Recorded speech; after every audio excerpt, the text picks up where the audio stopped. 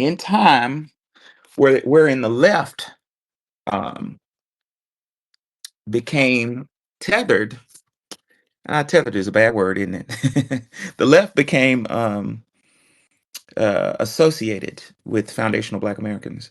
You see, ladies and gentlemen, the left was not foundational Black America started out conservative with respect to politics.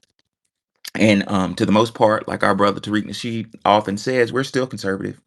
We go to church and we tend to like the Second Amendment rights, and we're big on family.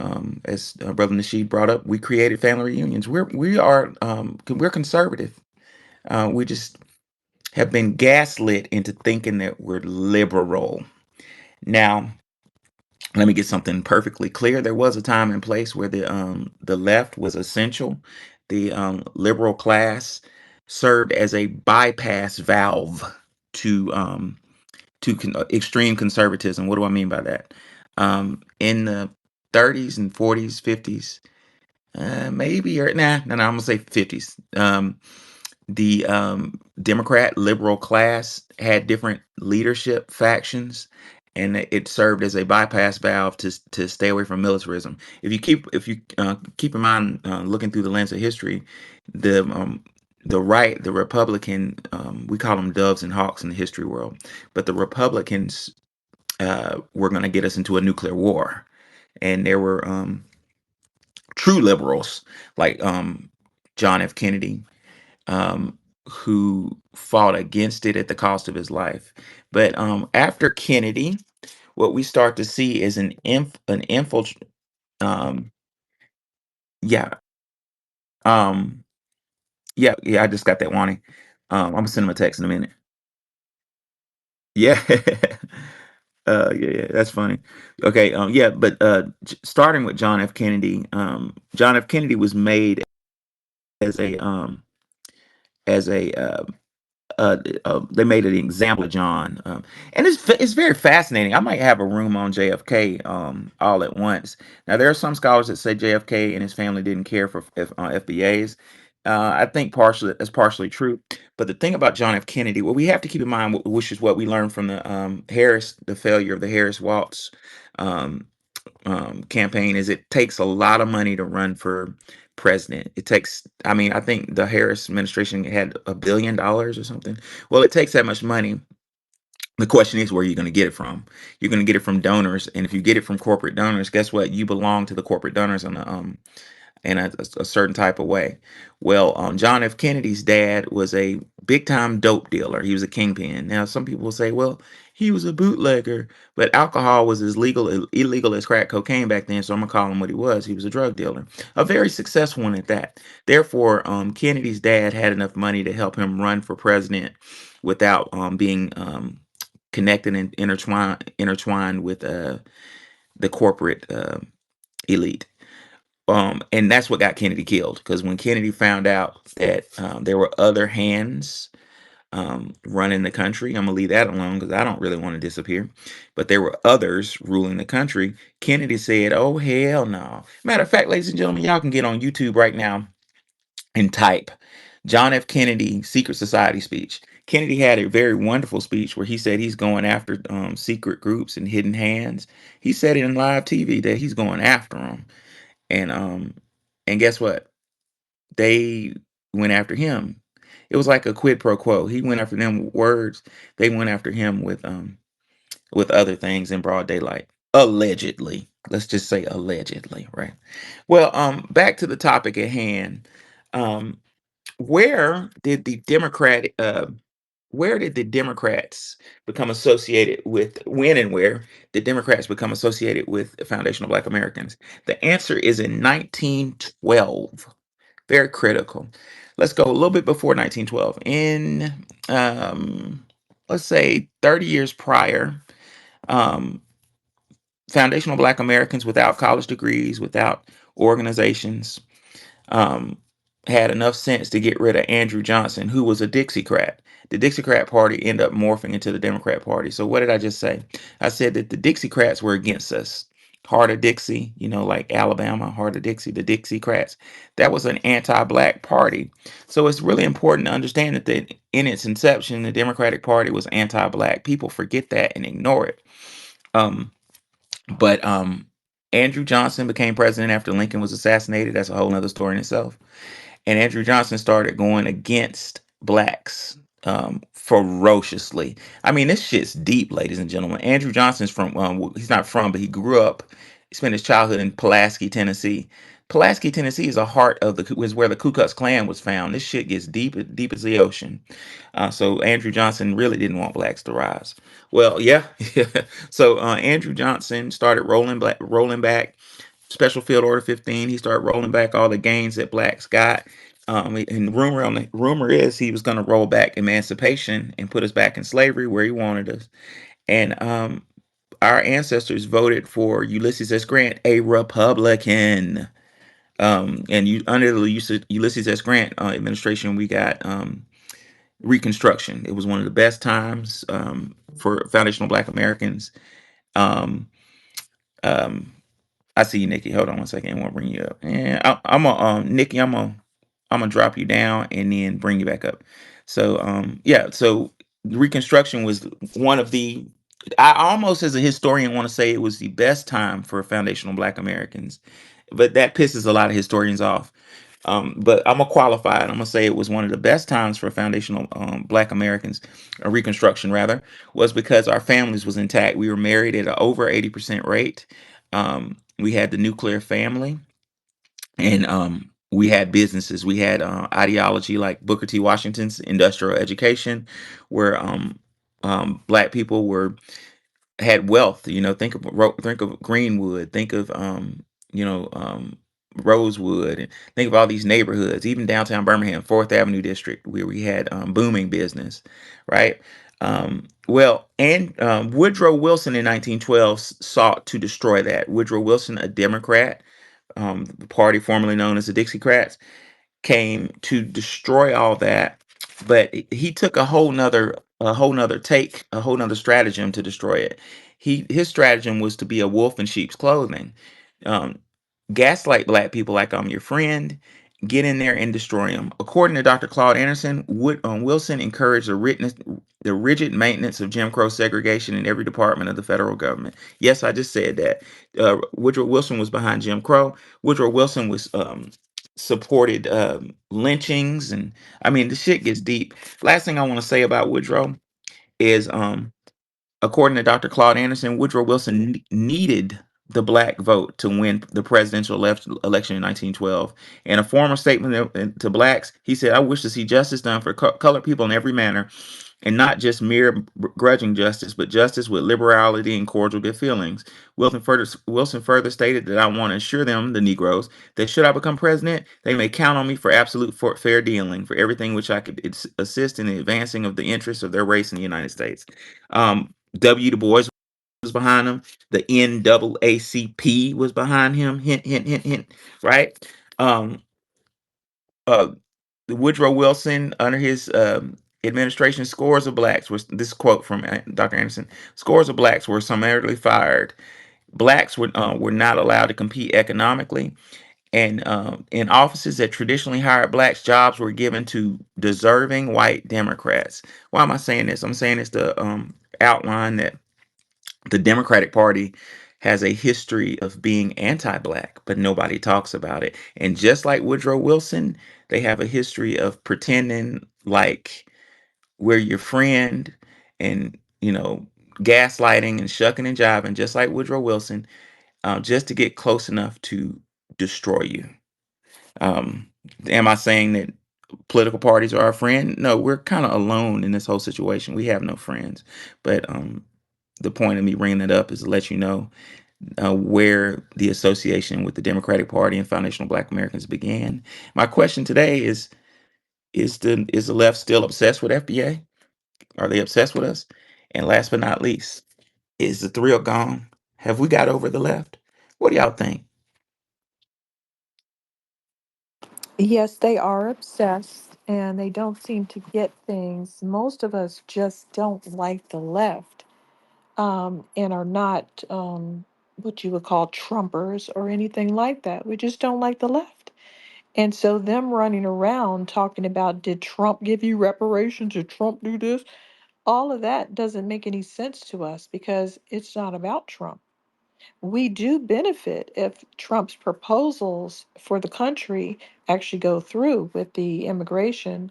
We benefit by getting jobs. Americans benefit. And so, because we are Americans, we are going to benefit from anything that cleans up America. We're going to benefit from that. Any area that's run by Democrats that's no longer run by Democrats, you're going to benefit. Look what they've done to every place that they've run. They haven't made any place better in such a long time. So the things that he's going to do are going to benefit Americans, but we don't like them for a reason, and they refuse to self-reflect on that reason. They just choose to lash out, send a bunch of trolls, tell us that Trump doesn't like you, like we're in third grade. They sound like third grade. Trump doesn't like you. Well, Kamala doesn't like you. Are we done now? It's not about who people like. It's really about us not liking the Democrats and them refusing to reflect on why it is that we're turned off. And so, them sending people out now to antagonize us and goad us and get us into saying comments, we don't owe them any explanations.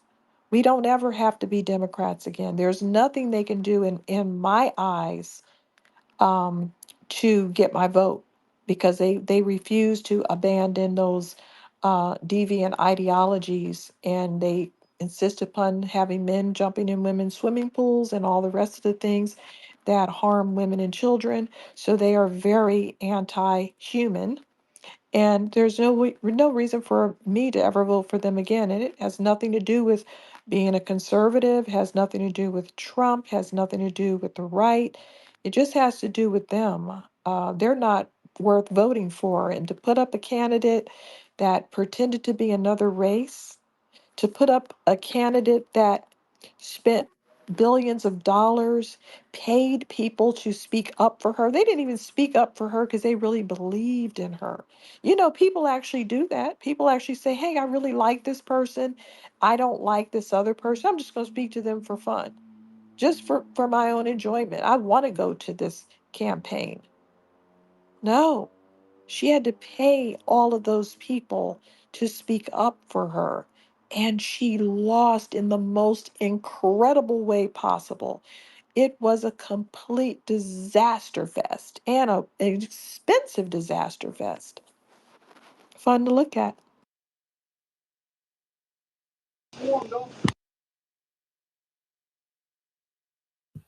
It makes you wonder if they were pretending that they had a certain amount of support when they really didn't have much support in the first place.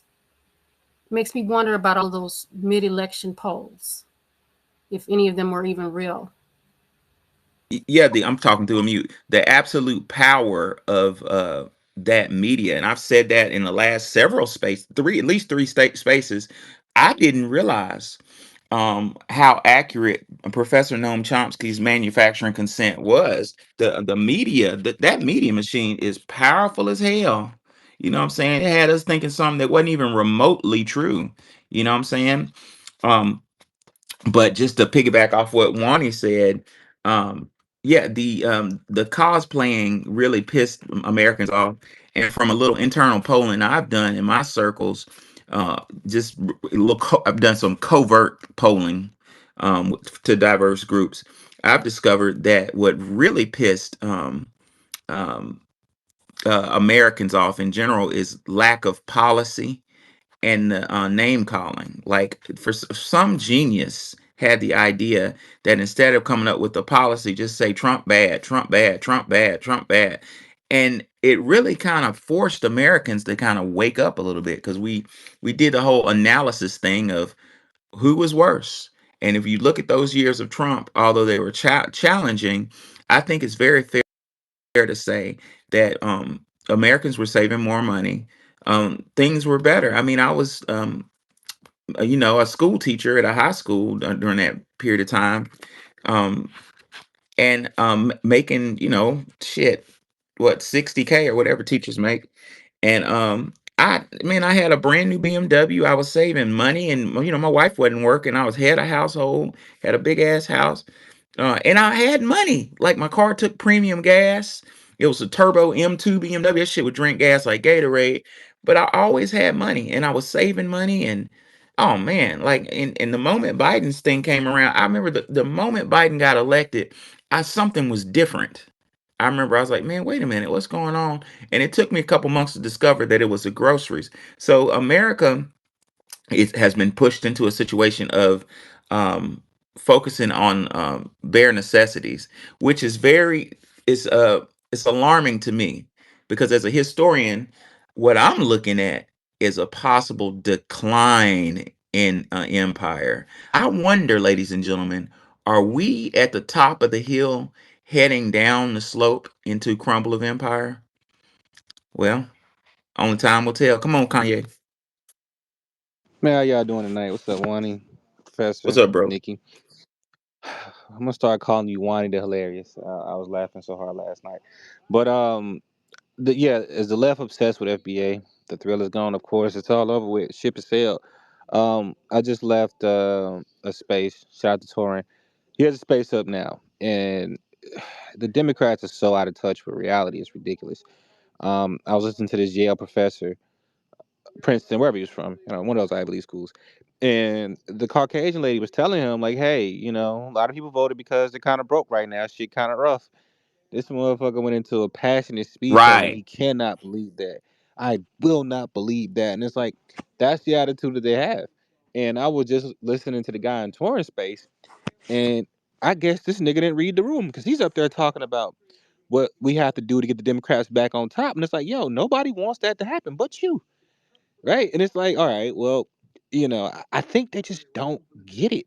And I think it's one of those situations where instead of looking internally, they can't do it because in their minds, they're on the right side of history, right? So they're the arbiters of morality. So they have the moral high ground in this situation, they believe. So everybody else has got to be bad. And I do think that when you're in a position to where everyday issues don't affect you, then you're out of touch. And I think they'll continue to be out of touch. And what I think is going to happen is, I think in the midterms, they're going to crash and burn even more. And it's going to force them to come up with a way. And I don't know if they noticed, but everybody's been trending away from the party because people say one thing and do another. And even you look at their ads are very deceptive. They want women to vote against their husbands. They wanted Right. they would like the ad was like lie to them. You have to like that's your message in the women, and it backfired. It's like, wait, that's what you want to do? You first you want to kill babies. Now you want to sow discord in marriages over politics. Then it starts to make the Republican Party, who claims to be the party of family and values, look even more enticing. Oh, I want a family. I want to raise my children. Like it highlights the good on the other side, right? When you just point to the bad, and you take a look at what her campaign did and how much money she spent. She spent what, half a billion on staff? Trump spent $10 million. That says people in his staff was there because they wanted to be there. People in your staff was there because they had to be paid an exuberant amount of money. So even with that, did you couldn't even buy the election? Like how terrible is that? People didn't believe in the campaign, and even you look at the polling numbers. The polling numbers are complete. They were off so bad it's ridiculous.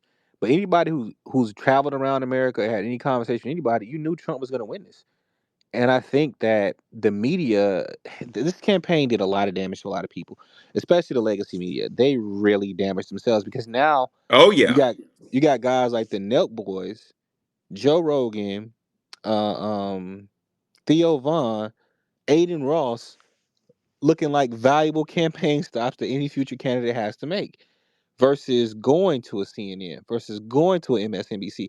So they just literally knocked themselves out of the box because when Aiden Ross is called in the presidency, a little kid who smokes weed and jacks off all day on his computer with it, like 25, 27 years old, if he's more accurate at predicting the presidency than your stuffy Harvard analyst, with their thumbs up their ass all day, it kind of speaks to credibility. And these aren't things they didn't know. You look at what they're saying now. well, the campaign was run terribly. A lot of things were going on. My donors, now they're spilling the beans. These are things you guys knew weeks before, and you started to see the changing of the tide the week of the election. You started seeing people position themselves to kind of offer just a little bit of pushback. You started with the guy, what's the gay dude named Anderson Cooper. You saw him try to do a little push on Kamala when he's kind of got an idea this shit was over with.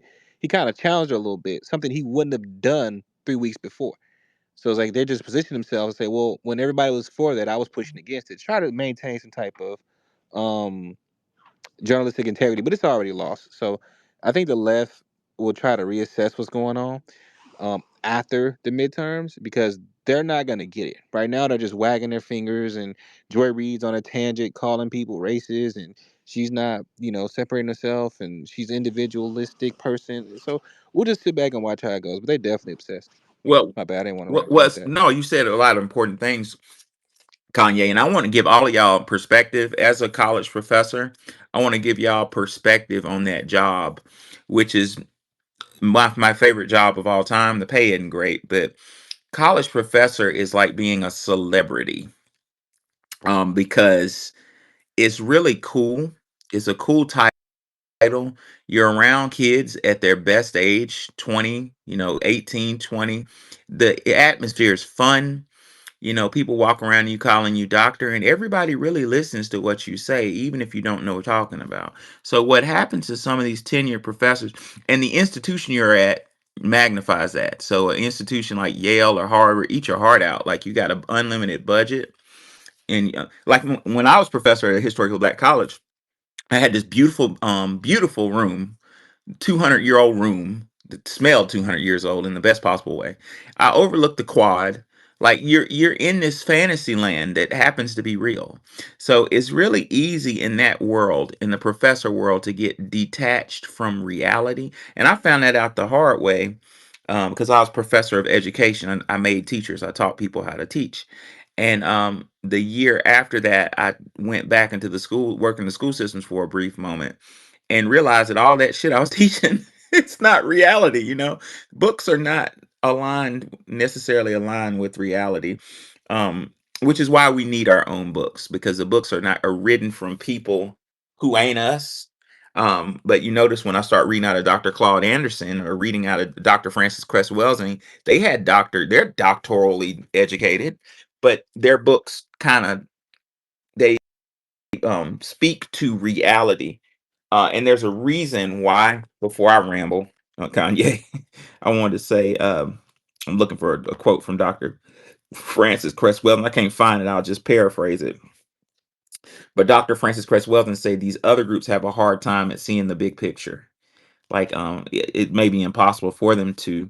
She argues that um, that lack of connectivity vis-a-vis melanin in the nervous system that we possess, it makes it impossible for certain groups to perceive reality how it is. So they're kind of offbeat. They're guessing at reality, which is very interesting. Our sister Andy, wherever Andy is, Andy said, what did she say, y'all? She said they're performing. Performing all Yeah, these things, performing humanity, performing whatever. yeah. In the And they book, really are. yeah, the books, when you read their books, their academic books, which dominate the college world, it's like it's performing academia. It's not getting to the nitty gritty. The last thing I'm gonna say comes from Dr. Francis Cress Welsing's book. Dr. Francis Cress Welsing says Western. Those who don't know, Western is a term that means white.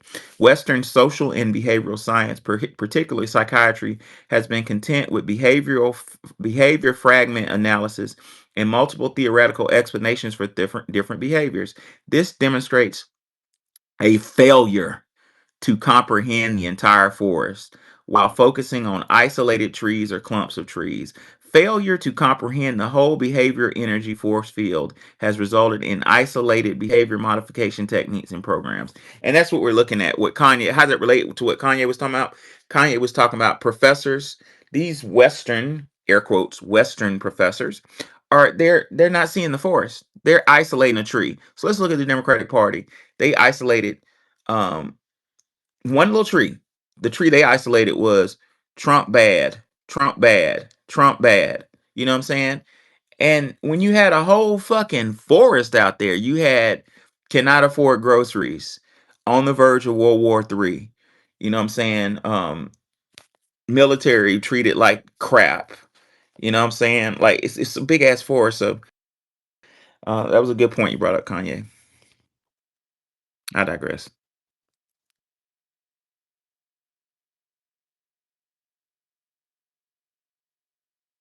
Professor Chris Hedges says the human race is about to be abruptly reminded of the fragility of life and the danger of hubris. Those who exploit human beings and nature can be bound to an irrational lust for power and money that is leading to collective suicide. We've watched the left be obsessed with um, power, and I be damned if Chris didn't call it. Is leading to a collective suicide. You know what is and again, just for the record, I'm pro-choice. I think a woman should have a choice, but bragging on abortion, um, is that not collective suicide? They don't have anything else to talk about. All they can talk about is their perception that abortion is going to become illegal nationwide because the left doesn't have any policies other than deviance, and the abortion is basically the correction of the deviant behavior that they're allowing everybody over there to exhibit, and just their whole thing is about sex, and they just don't see how far out they look. They can't even come into a room without announcing the type of sex they want to have. And I just think that nobody is interested. People really want to talk about being normal at this point. I don't want to talk about what type of bathrooms they want to go in, their pronouns, or anything else. And I don't think anyone else does either. And I think this is a collective putting your foot down on them, and they better get the memo, or they're just going to be left out in the cold. There's an old word. I agree with you, Wani. There's a very old word from our grandparents' day, from the days of Kennedy, called détente. Détente, and détente was an attitude um, that the golden generation had towards politics and towards social behavior. And I think we need to bring détente back. Détente is basically means everybody don't need to know. Everybody don't need to know. So if you ask somebody who they were voting for in the 50s, they'll look at you crazy like, what? Huh? Voting for? That's none of your business. You know, even at the dinner table amongst family members, Dad, who you voting for? That's none of your business. You know, what's your what's your favorite, basically before I go down a rabbit hole, just keeping things, certain private things private. Wani is right. What happened in the 60s, and hold on, let me say something real clear. What fascinates me, which really colons my power, to quote Robbie Blue, and lights my fires, that makes me obsessed with history, is when you study American history, one of my areas of academia.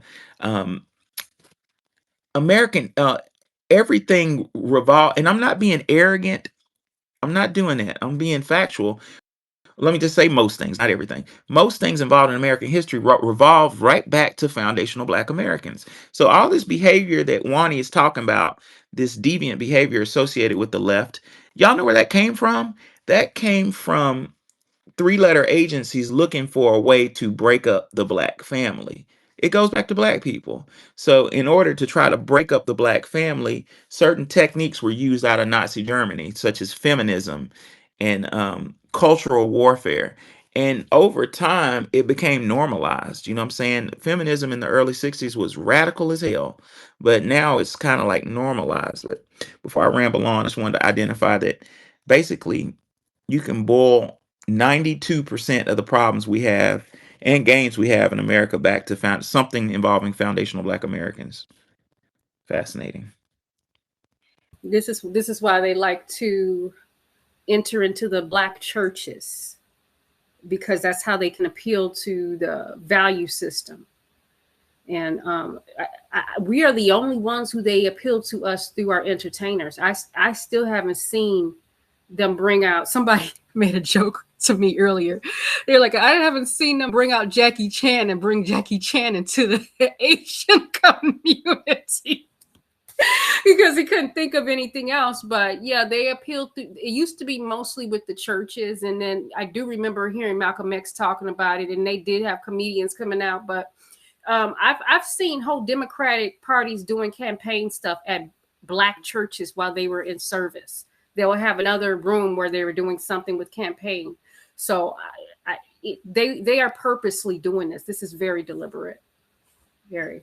And So. Nikki, and colleagues, I hope that we learn this lesson, because what was really clear during the Harris campaign was how celebrities were complicit. I mean, I keep hearing one of the best examples that I saw, that we all saw, was Usher. We all witnessed Usher Raymond say, and I'm paraphrasing the brother, but he said something like, I don't get involved with politics, you know, I don't really get involved with that.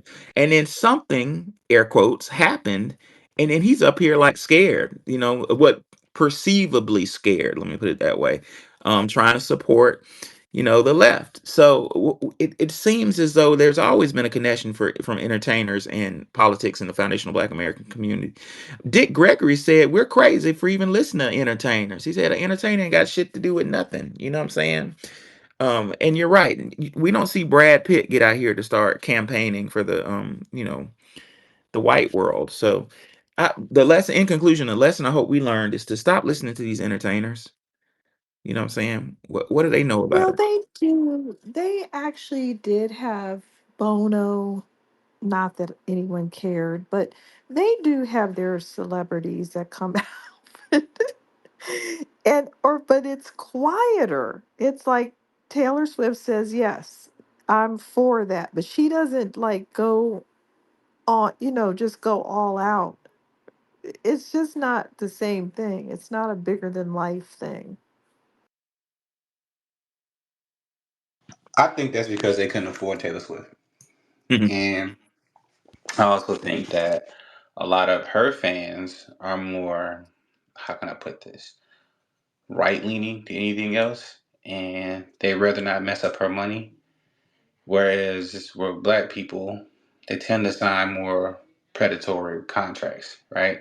So they need all the money they can get. The Usher situation, I agree with you, Professor, that was the most shining example of, boy, you're going to do what you told. The nigga came out and said he didn't really do politics on The View. They drug his ass right back out there, sat in that same exact seat. The woman asked him the same exact question, and they got the desired answer.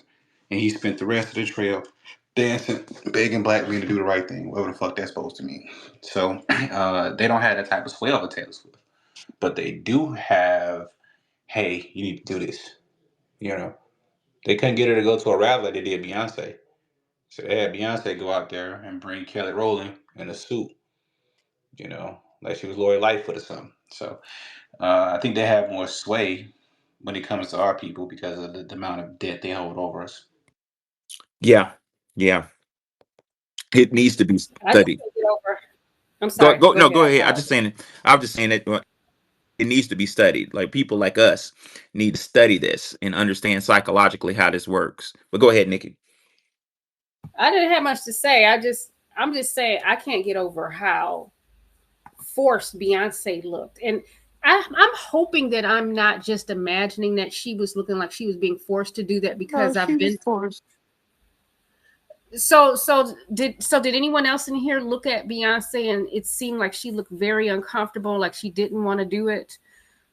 Because I hope that I'm not saying that because I like her performances so much, but I do know I am able to tell the difference. I don't like Beyonce as much as I used to like. I mean, I used to just be crazy about her and her husband until I really start seeing what they were about.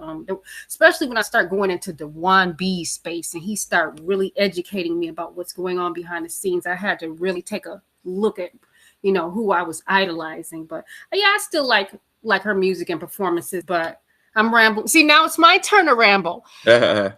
But she was definitely, it looked to me like she was forced. And that made me so sad because imagine me having that much money. I would think that I wouldn't have to be forced to do anything if I had that much money.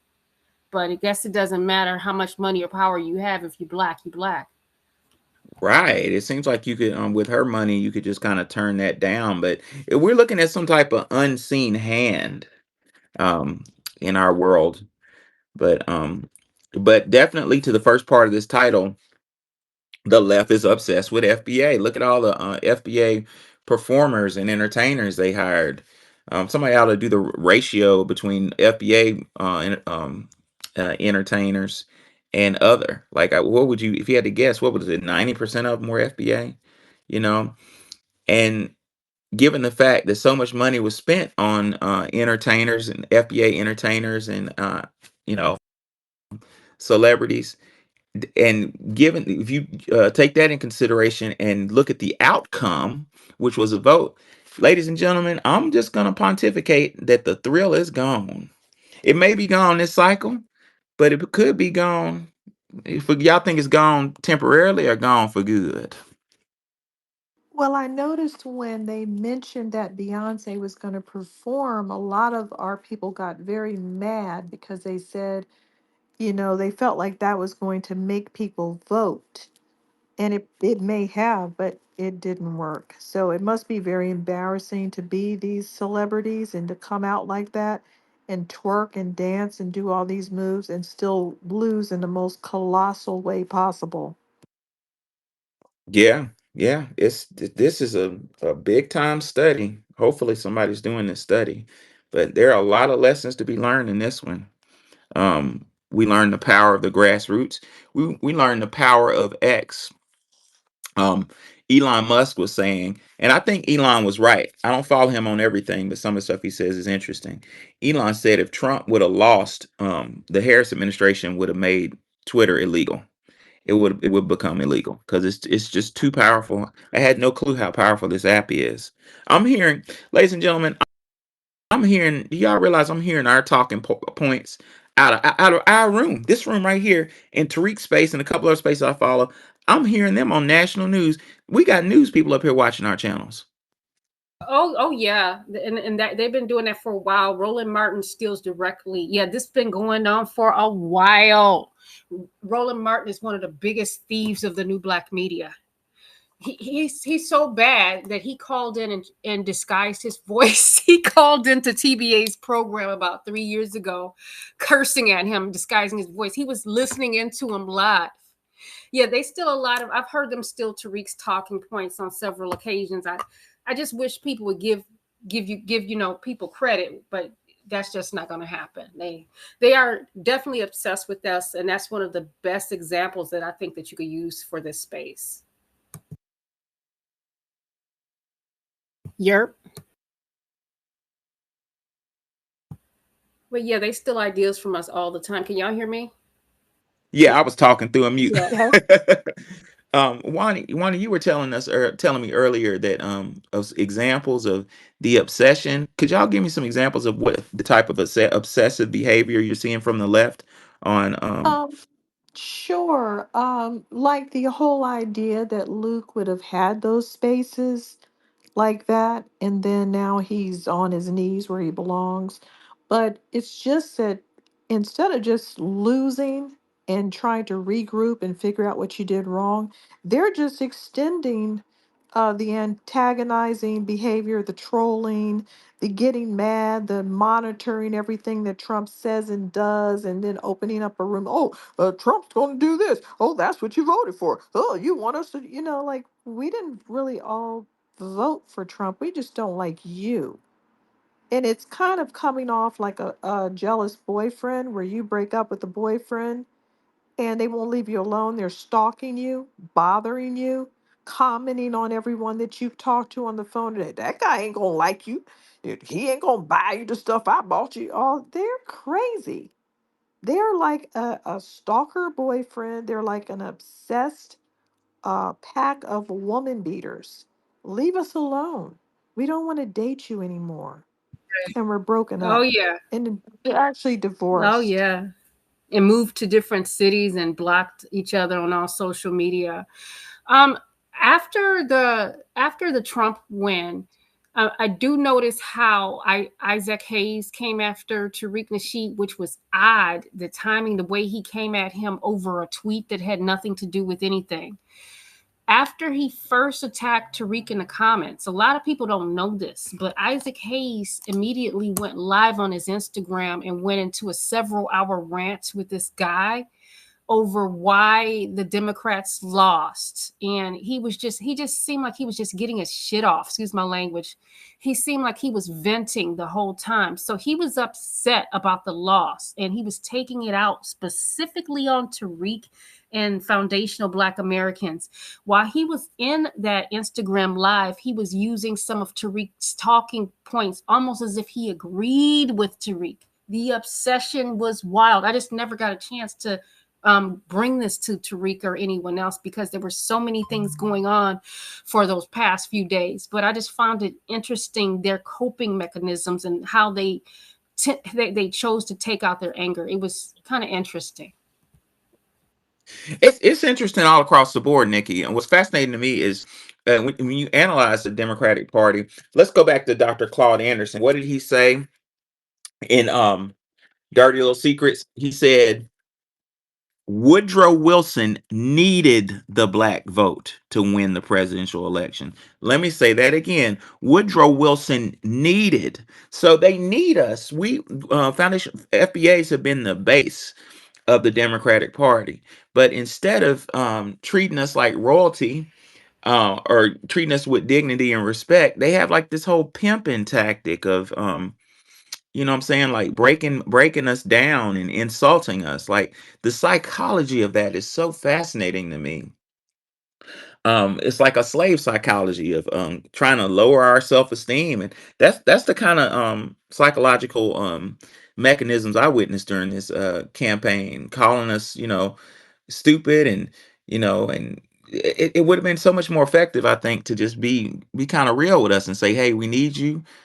You're our base. What can we do for you? They may have won, did a lot better if they would have handled it that way. But this default on insulting us, just I don't understand it. Well, they think that just showing us is enough. They don't feel like they need to be respectful. That's one of the things. They just feel like us showing you twerking your ass, that's you being featured. We don't have to actually do anything for you.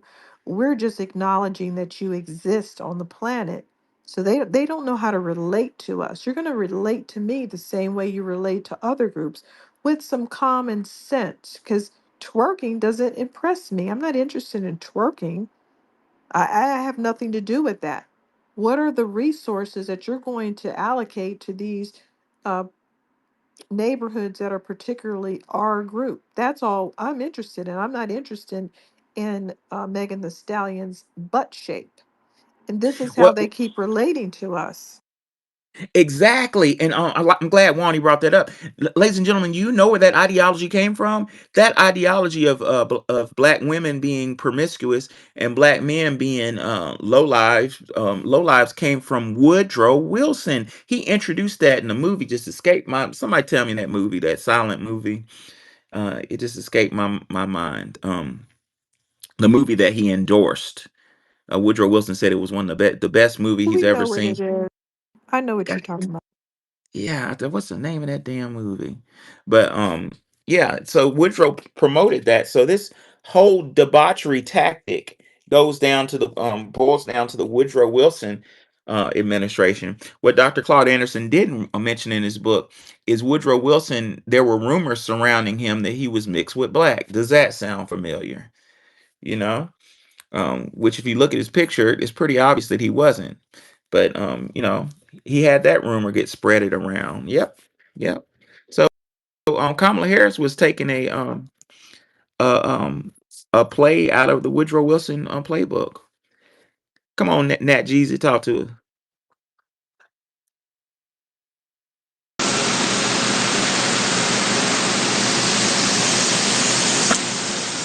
You all right? Sound like you got caught in the rain. Can you hear me? Nat? Yeah, something going on. I couldn't tell if he was in the rain or frying some chicken. Standing outside, something going on. He said you frying some chicken. Could be a McDonald's That Sprite was for all worse we than a know. speak and spell iPhone. I don't know. That's probably the worst one out. Yeah, I keep hearing it's too many people complaining about it, but I'm still about to get it. What you gonna get? I'm getting the same one you have. I just want the bigger face because I want to be able to make sure I can see everything. But Yeah, I got the gigantic one too, the Pro Max, and yeah, it's something odd You about know it. who the economy ain't affecting it's so just that he much. keeps saying that he feels like his. Well, I'm sure you don't mind me telling what you told me. Not at all. This part I know you don't mind, but it just seems like when he sends a text, it seems like they're delayed. That's all I'm gonna say. Yeah, y'all. And this is off topic, but what we're talking about is the new iPhone at 16. Like, I'd be damned. It has a new AI feature on it, and when I send certain texts or certain pictures, I'm paranoid, but it just seems like the algorithm is checking it or something. I'm like, why don't you just send that right away? I have a love hate relationship with my iPhone 16. I like the alarm feature because you can get a couple more minutes of sleep. I'm the type of dude that when the thing goes off, I want to go snooze and go back to bed. I like that feature. I like the way it feels. It's light. It's out of some different materials, so it doesn't feel as big as it is. But the software is just, I don't think they worked the kinks out yet. Anyway, yeah. So the obsession. Where did the obsession with FBA come from? Now, It's the culture, man. It's always been there. yeah, yeah, it's been there. The shit is deep, man. It goes back to, okay, let's get deep for a minute. It goes back to a group called Knights of the Golden Circle, which is a sister group of the Klan. And actually, Knights of the Golden Circle was one of the inspirational groups for the Ku Klux Klan, or should I say, Ku Klux Klan was a splinter of Knights of the Golden Circle. Well, there were several people in Knights. Let me tell you how deep this shit goes. So, from my reading this summer, I found a very old article from Albert Pike, who is a very well-known occultist, um, attorney, and Civil War general. Really, really way up there. And Albert um, identified that the main goal of the Knights of the Golden Circle is to make sure that the black man never rises. Isn't that interesting? Where does this obsession with us come from? I'm talking about. I've linked these groups. I got a Well, 300 year. Go ahead. when they put the black man on the auction block to sell him, they put a lot of them up there naked, and that was to humiliate them, but it actually ended up humiliating the white man. That's hilarious. That reminds me of a video I saw of some white dudes and an Asian guy who went to Africa to kick it with the wasn't the Khoisan, it was the Twa, and they said the Twa, the men they wanted to go on a hunt with them, and these little dudes like didn't really have on clothes, and the Twa told them, take off your clothes. We're gonna a real man goes, when we hunt, we walk barefoot through the jungle naked. And they were like, we just like they out of intimidation for what they saw. They were like, no, I'm not doing it, dude. I'm not gonna do that. Hey, Really? hey, family. Hey. What's going on, Nat? Hey, how y'all What's up, doing? brother? Yes. What's Hi, up, brother? How Nate. y'all doing? Sorry about. Hey, Wani. Hey. Um, now I'm probably late to it now, but I was saying that movie that Woodrow Wilson showed in the White House, that was Birth of a Nation. Birth of a Nation. Silent, Thank you. silent That's movie. Yes, right. sir. All right, I'm gonna Right. drop down. I'll be back later. Yeah. I saw MF Kush or somebody did a movie time, so I would like to kind of do a space where we kind of watch that movie simultaneously, if I can figure out how to do that. Yeah, Birth of a Nation, like, and this is deep as fuck. The obsession. Well, oh, let me let me go back to what we're talking about. We're talking about my question to the room is where did this obsession with foundational Black Americans come from? And where it came from was secret societies. Now I'm not going to name them all because I don't want to disappear, but I will name Knights of the Golden Circle. So Knights of the Golden Circle, their main objective is to make sure that the Black man and woman never rise again. Why do you give a fuck? Isn't that interesting? Well, what happened? It was a turn of events. That one of the reasons why I love history. Unforeseen turn of events. Now, keep in mind that Lincoln didn't give a fuck about Black people. What did Lincoln say about Black people, Wani? I had a quote where Lincoln said some ugly things about Black Something people. about if I didn't have to, free them, I wouldn't. Right. Um, He said it's no doubt that they suffer because of us, but we suffer because of their presence. do we suffer because of their presence? Yeah, he's saying we just insufferable just to be around. Weird. And he was allegedly mixed, a Melungeon. Yes, he Yeah, was. you know, I found out the other day that Elvis Presley was allegedly a Melungeon. Isn't that fascinating? Yes, he Elvis probably Presley was is. what? Melungeon, Oh, like I an have a early quote indigenous. from I have a quote from them. They do said you have Melungeons no copy off of other people's style and claim it as their own? well, their Melungeons are on they have like a black grandfather or great grandfather. It's mostly on the male side because a lot of Northern European women went up to the Appalachian area with Black American men. So, and not really the other way around. So we have these little groups of people where you can see that it is a certain group, like they did the DNA on them because they kept lying and saying they were Portuguese and Turkish and everything. But no, they're just what I just said. Um, they always have something going on, but they're trying to express themselves as being musical, but they don't want to admit that they're black. So that's where the problem comes. They do have a little spark of musical abilities or singing abilities, but they don't want to admit that, and they want to hang out with black people like Elvis Presley did in the background, but they don't want to do it publicly. There's been several people who've done that in show business, and they do have an African grandparent or great grandparent. They hang out with black people in the background. I'm not going to name one of them because, but one of them was hanging out with black people a lot in the background and doing things to help them in show business. There's a few of them that did that. They helped black men be portrayed better on their movies. They got mad when they were portrayed as servants and tried to change the character with the director so they wouldn't be as subservient and stuff like that. They tried to help because they had that ancestry, but they didn't want to admit to the ancestry.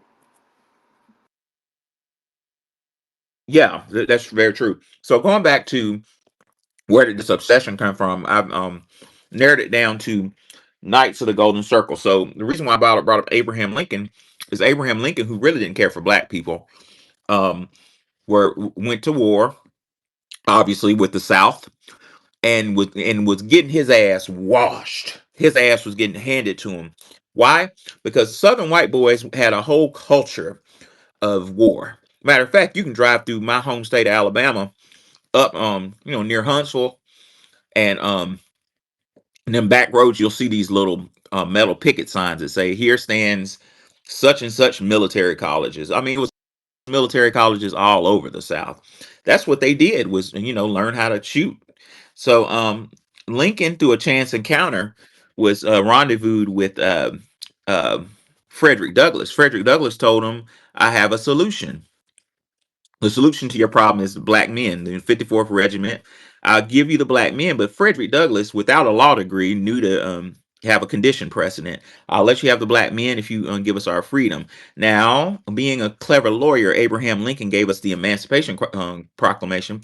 Emancipate does not mean free; it means transfer. But it was a good step in the right direction, right? So once the 54th was assigned, again by chance, under the leadership of Colonel Shaw, but the whole black regiment, the whole division was up under the leadership of William Tecumseh Sherman.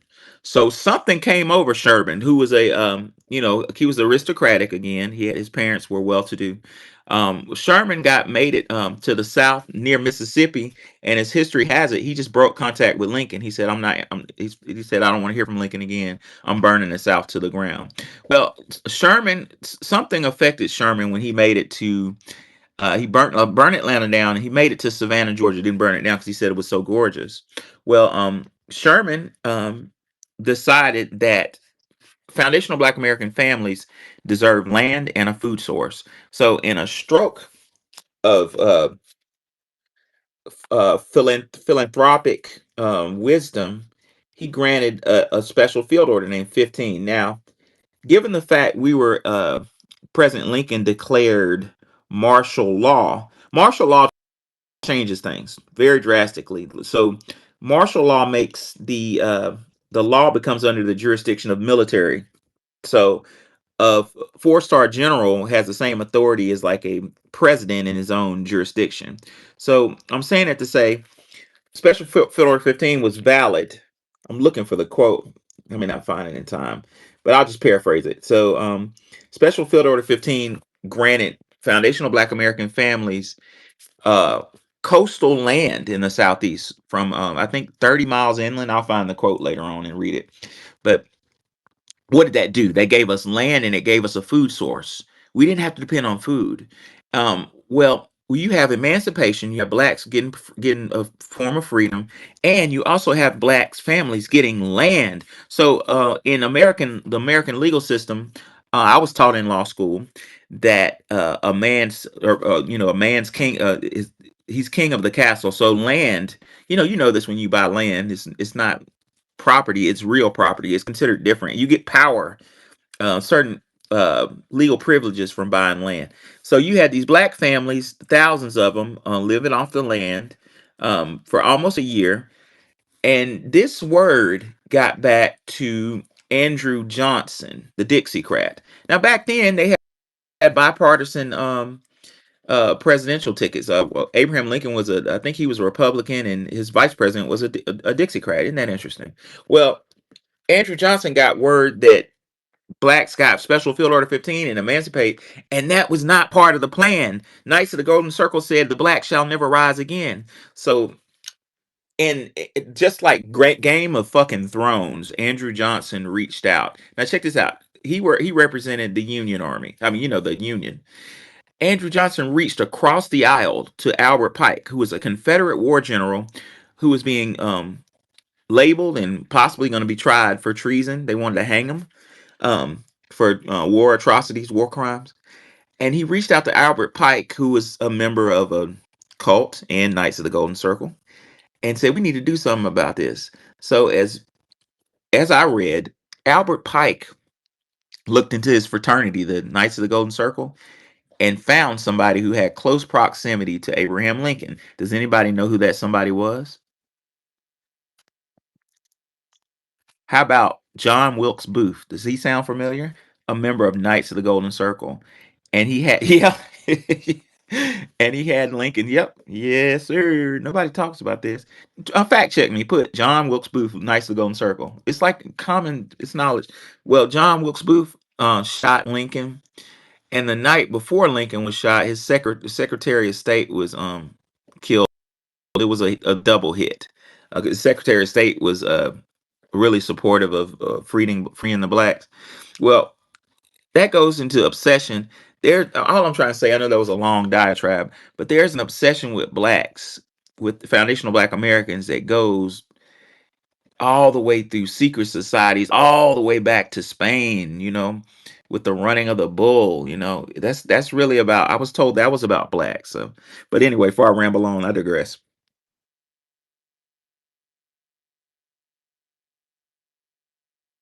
Some good information there. That's a lot. You know what I find interesting about it is though, all throughout history, world history, but specifically American history, even though Obama acknowledges that black culture is American culture, or as we flavor everything, all the popular music, all the popular trends came out of our culture, some way, shape, or form. And even one of the most important ties of the war, the Manhattan Project, they use this thing called compartmentalization, derived from the black people's term, the grapevine.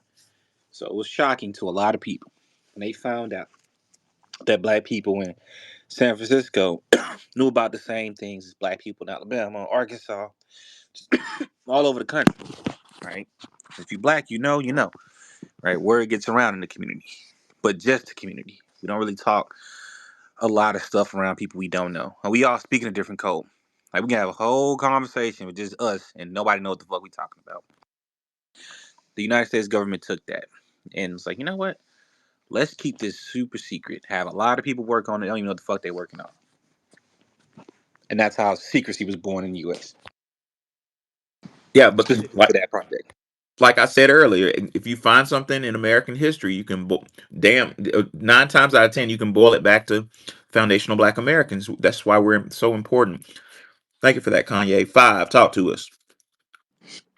Hey everyone, thank you for hosting this space, Professor Nikki and Wani. Um, so is the left obsessed with FBA, and is the thrill gone? No, because they need us more so than we need them. And I think when we all realize that as a collective, it'll be awesome. So something that I like really been sitting on and like been thinking about for me, like my education and upbringing. Um, the high school I graduated from was in Youngstown, but I'm from Cleveland. But in particular, I went on this trip called Sojourn to the Past, and it was headed by a Jewish white man, and he ended up getting more like renowned and more funding once Obama basically like tapped him on the shoulder, gave him funding. And with this program, I'm not gonna lie, yeah, we learned a lot about the civil rights movement, but had I known what I know now, I would have saw the trick play in it all, and they would have hated me. They already hated me because I was the nigga that was already dropped. I was dropping dimes to the kids that was on the program that was different from the education that they were giving us. Like I was telling people that I was like, oh yeah, there's black Jews, and there was this Jewish white girl who tried to like quote unquote get me kicked off the trip because I said that there was black Jews. And the guy, and I looked at the guy, the creator of the program, and I looked at him. And I said, "You gonna look at me and tell me there's no black Jews?" Like I didn't have to say it. I looked at him, and he said that there's black Jews, and like ended the conversation. But I say that to say the reason why it was so good, the reason why it was so appealing to me was because, they taught us about Fred Shuttlesworth. They taught us about Medgar Evers. They taught us about the names and the people that you don't normally hear about within the civil rights movement. So during this trip, we went to Mississippi, we went to Mississippi, Arkansas, um, Georgia. It started in Georgia, ended in Memphis, Tennessee, where the assassination of MLK took place. In Atlanta, they took us to Stone Mountain, and basically the Stone Mountain where the KKK was established was like turned into an amusement park. So I thought that was interesting. But during the whole trip, like while we were there, they basically just played MLK speeches or whatever. So it was kind of like, wow, we're looking at Robert E. Lee, hosted up on this rock. Like, wow, that's interesting. But right now, they taught us about the Southern Sovereignty Committee, which was responsible for the assassinations of many people within the civil rights movement, like Medgar Evers, um, James Earl and James Cheney, or excuse me, I'm like butchering the names, but like that whole story, like they went through so much. And like the crazy part about it, when we were driving through Mississippi, like they would have us drive by the known Klansmen, and these mofos would just be looking at us waving because they expected us, because this is a trip that they would try to go on every year, and they just be smiling, waving after we just learned about how they just beat our ancestors' ass on the Edmund Pettus Bridge, like stuff like that. Like, and I'm thinking to myself throughout this whole thing, their whole main principles that they're trying to push to us is like nonviolence, nonviolence. And they talked about how MLK was so nonviolent. And I'm just like, had I known, like I would have said, like, why don't y'all talk about Martin Luther King or not, excuse me, Malcolm X, right? That would have really pushed them off, right?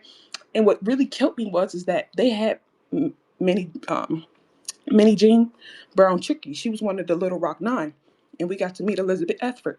And when I'm not gonna lie, Minnie Jean became like a became a grandma to me.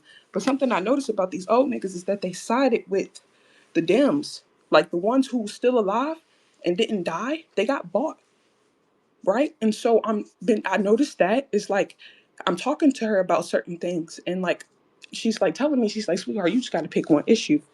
And it's just like for them, I feel like they got afraid of it all, and they just picked a side and just was like, it is what it is. As long as I can get my little coin, speak my little testimony, it is what it is. Like Elizabeth Eckford still pees on herself because of the simple fact of her PTSD, right? And they got this woman coming out she stopped for a while, but she started back up because again, like we got to meet the sons and daughters of of Dunham, excuse me, I was mess him up. His name is Jeffrey Dunham, not Jeffrey Dahmer, but Jeffrey Dunham. He was a mixed man. His father was a slave owner, but when he passed on, he gave all his children, who just happened to be mulatto, land and all the money, right? Right. And so Jeffrey Dunham, he married a black woman, right? And he became, used his wealth for good and was trying to get black people registered to vote. The Klan obviously didn't like that and they attacked him, attacked his store, attacked his businesses, but he never stopped. He had three sons that went to go serve in the war. And when they came back, their father was dead, their sister was burnt, and their house was just gone. Mind you, they had money, so this is a big house. Three sons that went just served in the war and they came back. Like this is the type of stuff that we're learning, right? So obviously it's invoking us like, oh my gosh. But it's like, mind you, John Lewis, we met John Lewis. Mind you, everyone, nonviolence, don't fight back. Be docile, be submissive to these good old white folk. You know what I mean? And it's just like, what? And so obviously they wanted me to probably go on this trip because I was already like questioning things. I was already speaking, different things that I kind of knew. I just didn't have the conversation or the language to kind of stick up when they tried to bring up the Mexican coalition, how they tried to bring in the Mexicans. They were like, well, even though all the black people did this, look at Cedar Caesar over in California and how he was picking. They were, the not picking tomatoes because they wanted a fair wage. Like, how was that contributing to the Black American, like stuff like that? And then they were, what else did they try to put in there? Just like obviously the Holocaust, shit like that. But like, just thinking about it, like they really, really knew that they had to go. And there's only 15 students from like Youngstown, and it's Well, 100 each time they go. I'm really grateful that you brought that up because that's part of the obsession. The obsession with us is gaslighting us and trying to make really push nonviolence. And I'm not a violent person, but I'm just saying so many stories are left out. I'm about to hit y'all with some y'all probably didn't know. Has anybody here heard of Charles Caldwell? That ring a bell? No? No. All right, let's go there. Tell me why the fuck y'all don't know who this is. Quote, a Negro blacksmith named Charles Caldwell, born a slave, later elected to the Mississippi Senate and known as a notorious and turbulent Negro by whites, was shot at by the son of a white Mississippi judge in 1868. Caldwell fired back at him and killed him. Tried, he got tried by an all-white jury. He argued self-defense and was acquitted. The first Negro to kill a white in Mississippi to go free after trial. Why don't you know about that? This guy was a slave who got elected to became a senator. I have no idea. I just wrote about a bunch of early politicians and activists who fought back just in the same way that you described, and he's not on the list. I did when I did my ancestry. I found the ancestor. He was a politician. I found the newspaper clippings and everything. Jesse Williamson people, and it's just one of those things where it's like the more and more we look at it, the reason why a lot of us have this fighting spirit is because our ancestors did this already. And he died. He died at the courthouse. He got shot and killed at the courthouse, defending his honor. Yeah, and that's what happened to Caldwell. So He got acquitted, but on Christmas Day of 1875, Caldwell was shot to death by a white gang. But why don't we know about that? That would be something that's really relevant because that's in the heart of Mississippi. You got this black man who was a slave, from a slave turns into a state senator in the 1860s, right after slavery. And then a white man comes to kill him because he's a uppity Negro, and he busts back at him and kills him. Why didn't the NRA talk about that? That would be that would be an excellent self defense slogan for foundational Black Americans. Well, Well, the reason why they don't goes back to Savannah's point.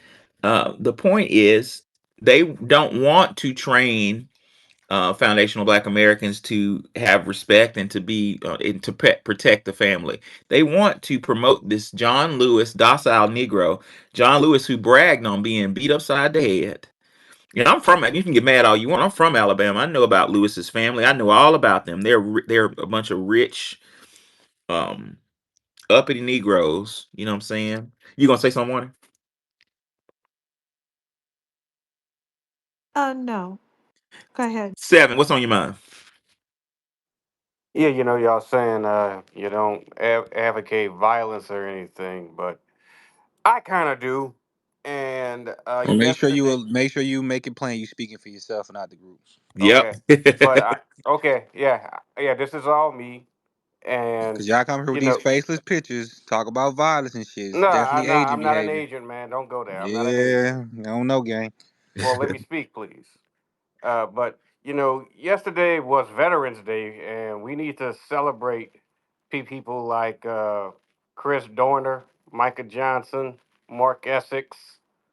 I think those are the people whom we need to start celebrating. I yield the mic. Yeah. And doggone it, I lost my train of thought. I also had something so important to say. Go ahead, Kanye. Yeah, I just want to say, I do think that as a person, self defense is necessary, and I think that's what Malcolm X preached. He preached self defense. He said, and I quote, "These leaders will tell you be nonviolent, but what they really mean by that is be don't defend yourself." Listen, anything with sense will defend itself, which is why our government allows us to do that under the Second Amendment of the United States Constitution. Right? It's all there. That being said, we do not advocate for violence in any way, shape, or form. All right. This is a peaceful group. We're literally talking about solving problems diplomatically within the confines of the law. So all that agent behavior they got going on ain't got nothing to do with that. Notice everybody with a picture is keeping it peaceful. It's always these no picture people with this violence nonsense. But that being said, there's a reason they don't teach you about Malcolm X. See what they not gonna tell you is they were monitoring Malcolm X, they were monitoring Elijah Muhammad, and they were monitoring MLK, right? And what they noticed was that black people started leaning farther towards the Nation Islam and Malcolm X and all of this stuff. What they also won't tell you is the Nation Islam in the 50s, there was a huge heroin problem in New York City. Elijah Muhammad and the Nation Islam were getting people off drugs at a record breaking speed. So much so that Facts. the New York State, hey, can we monitor y'all program and see how y'all do it? And they allowed them to do it because it was about public health. And what they would do is they would get these people off drugs, clean them up, teach them who Allah was, and they send those people right back in that gutter to get more people off, right? And the government copied that. And what they learned was these people are powerful, not just from their teachings, but their discipline and the type of discipline they had, which is why Elijah Muhammad told his people not to carry weapons. Because if you don't carry weapons, they can't consider you a militia, right? And that's the only reason why they wasn't targeted as heavy. But what they did was they were sending infiltrated agents in. This is important. A lot of those agents resigned and joined the nation full time or became double agents ever, right? But there's always some people willing to sell us out, normally not from this country, which you already know how that story goes. That being said, they learned an entire plot they had up up against the Nation Islam, which is why the situation with Malcolm was so important. He said, "Hey, don't speak on this, because if you do, then they can condemn your speech and label you an enemy of the state." This is something Malcolm ignored. Malcolm used propaganda, but that's another story for a different day. That's what really got Malcolm killed. When they saw that this brother was smart enough to use propaganda to turn everybody against them, that scared the shit out of him, right?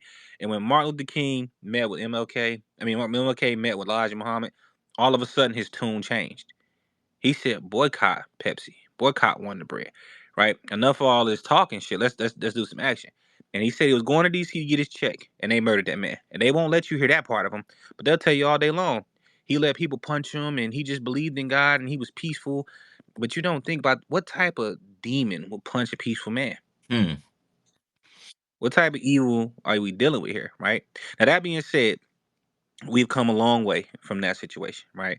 And what we learned is that the United States government has taken the techniques of black people and used it all over the world against other people, right? In their fight for freedom. Case in point, they literally took the Black Panthers WIC program, right?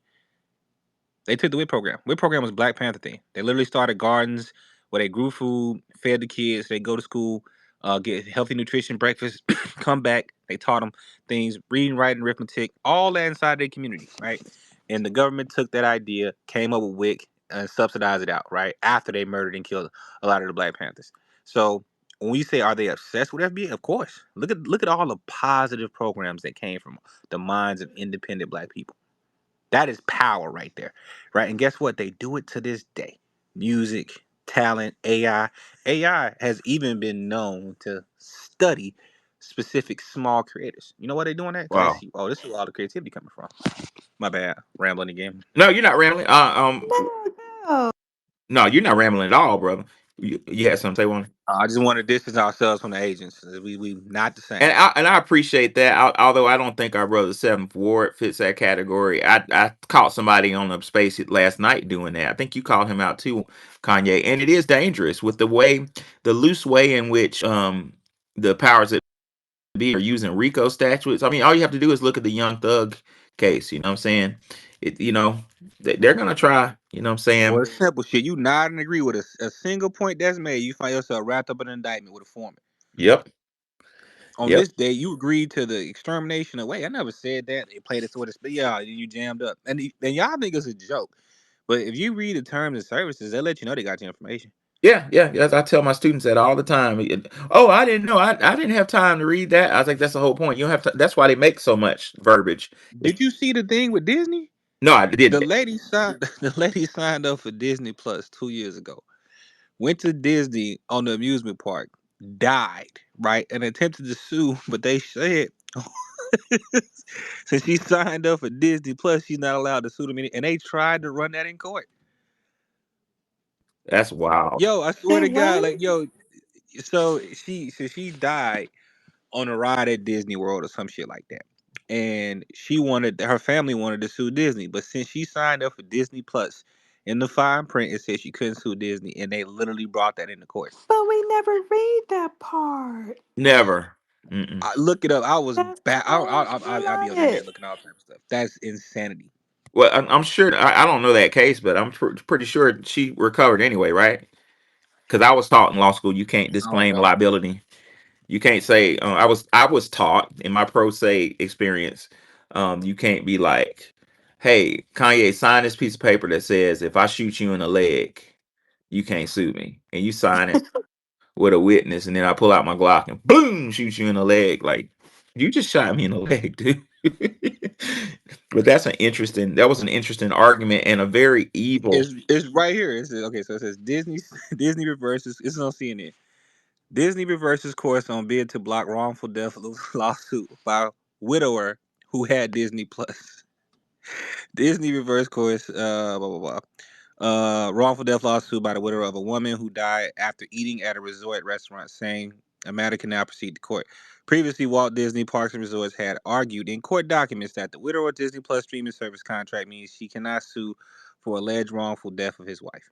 Wow, No, what? How did she die? By eating or being on Yeah, a she ate ride? something at the park. Hold They on. don't want to cover some poisoned food they served? that's wild. The Or multi hundreds of what? billions of dollar company Oh known as my, Disney. that's very evil. Hold on, I'm gonna screenshot it. This is That hilarious. is insane. I thought you It's said they Disney. died on a ride. Yeah, I loosely this is a while ago. I just be reading random shit on the internet. I'm sorry, I have no life. Oh Um, no, that's fine. a- and I came across that, and I just thought that was fascinating. I'm like, wow, It Yeah, is fascinating. wow. I thought it was a fascinating situation, but that just goes to show you, like, you have to be really careful because they'll tell you ignorance to the law is no excuse. Case in point, if we all say, hey, we should meet up and we should go to Waffle House, right? If 51 people show up, I can go to jail for unlawful assembly. Wow, 51 people. You need a permit for 50 and over. But then again, how's that work? See, this is the law is so full of shit. In the Constitution, your First Amendment, you're guaranteed rights of assembly. So it's room for That's argument. when they slide all those amendments in there and say you gotta have permits and shit like that. See, Yeah, and then you code of ordinance and stuff like that, right? So then you have code of entry policies, right? So that may work for just if you're in the country, but municipalities have different rules they go by, and they can enforce those rules. That's why right. when you get certain tickets aren't criminal; they're just administrative. Yeah, yeah, buddy. That stuff is kind of interesting. What I was gonna say earlier, ladies and gentlemen, was we were talking about Dr. King. Y'all forgiving my dog up here snoring, but uh, what's not known is the plan, that nonviolence plan, was a tactic from day one, and this is very fascinating. Check this out. The European numbers are low. Well, we know that their numbers.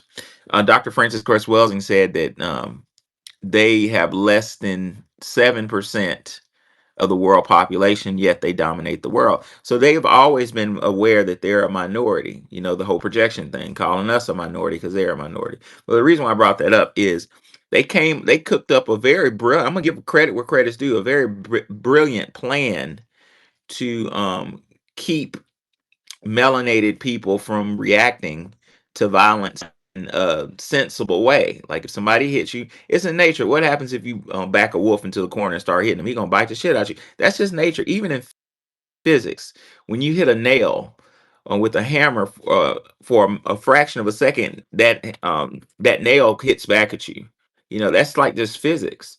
Well, in India, the English were trying to take over, the East India Company. They were pushing opium, running dope. That's all it was. And the Indian population was just gigantic, still is. And they needed to find an ideology to make the Indian people not fight that very small minority of British soldiers and royalty and dignitaries. So, uh, Mahatma Gandhi was used as an operative in he went to Cambridge or Oxford, one of those schools in England, and he was trained up as an op to go home with nonviolence, to go back to India and spread nonviolence, which was bullshit in the first place. What he was doing, according to Dick Gregory, was training the Indian people to not react in a sensible manner when the British came to take their shit and get them hooked on dope, and it worked. So fast forward a large segment of time to Dr. King. Do y'all not know that the idea of nonviolence was prescribed to Dr. King? That wasn't he didn't Dr. King didn't look up Gandhi. Some outsiders, let's leave it like that. Outsiders within his circle told him, "You should follow Gandhi." So all I'm trying to say with the long diatribe is behavior can be weaponized down to a T. Step forward.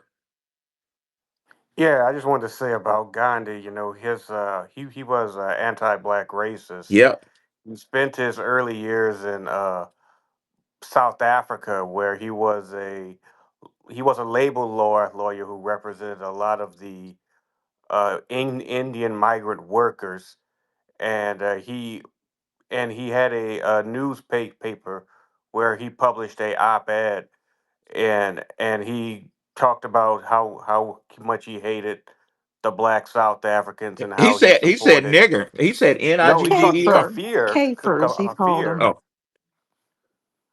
Yeah, yeah. If you read the collected works of Mahatma Gandhi, he uses kafir like it's a definite article. He was extremely racist. He supported the black. I mean, he supported the colonization of Africa. Yeah, that guy was a piece of But shit. he wanted, I just want people to understand, he was um, wanting to continue to have those people marginalized to where they couldn't go in certain places, but he did not want that for the Indian people. He wanted Hindu people to have the rights of a white person, which they didn't get. They got to be colored or whatever they're trying to claim to be. Yeah, That's very Yeah, convoluted, and I can't get yeah. When very he was straight arrested, answers. yeah, when he was arrested, he was complaining how he was put on the black side of the jail. I find it interesting that people will look at Gandhi and think that's a shining example without actually doing a deep dive into who he really was. And then, I don't know, man. You got to be careful when they try to give you your heroes because they always pick some docile person. Look at him. He Right. got his ass beat. He did exactly what he was told. Well, and I was like, I asked this question, and my dad was so proud of me. I said, I never heard about people getting their ass whooped when they was with Malcolm X. He did a lot of preaching all over the South. He went everywhere. They never tried him like that. I wonder why. Maybe because he was by any means necessary, right? It's real easy to pick a soft target, which is what these school shooters do. They go to soft targets. They don't go places where people might fight back. And I do think the ability to defend yourself just as a living organism, right? That secures a lot because if people know they can potentially be damaged in the attempt to harm you, then they think twice about it, right? But they know you're gonna sit there and get your ass whooped. They're gonna keep doing it. So, and I mean, it's like even economically speaking, right? I think the strongest thing the civil rights did was the boycott situation. But I think they should have kept that spirit. Like it doesn't make sense for you to boycott these people, and then when they say, "Hey, you can eat at our restaurants," you say, "Fuck your people and go eat there." And then even when Martin Luther King came, and I feel so sorry for Martin. He is such a bad rap amongst our people because when he came to a realization that he fucked up, he was reversing course. He said, "I think I've integrated my people into a burning house." He was about to take that step back, and before he could, he took his life. So that side they'll never teach you. The Wonder Bread, Pepsi, give us our check, people to burn house, that never get brought up. And you gotta understand why. Rabbi told me this a long time ago.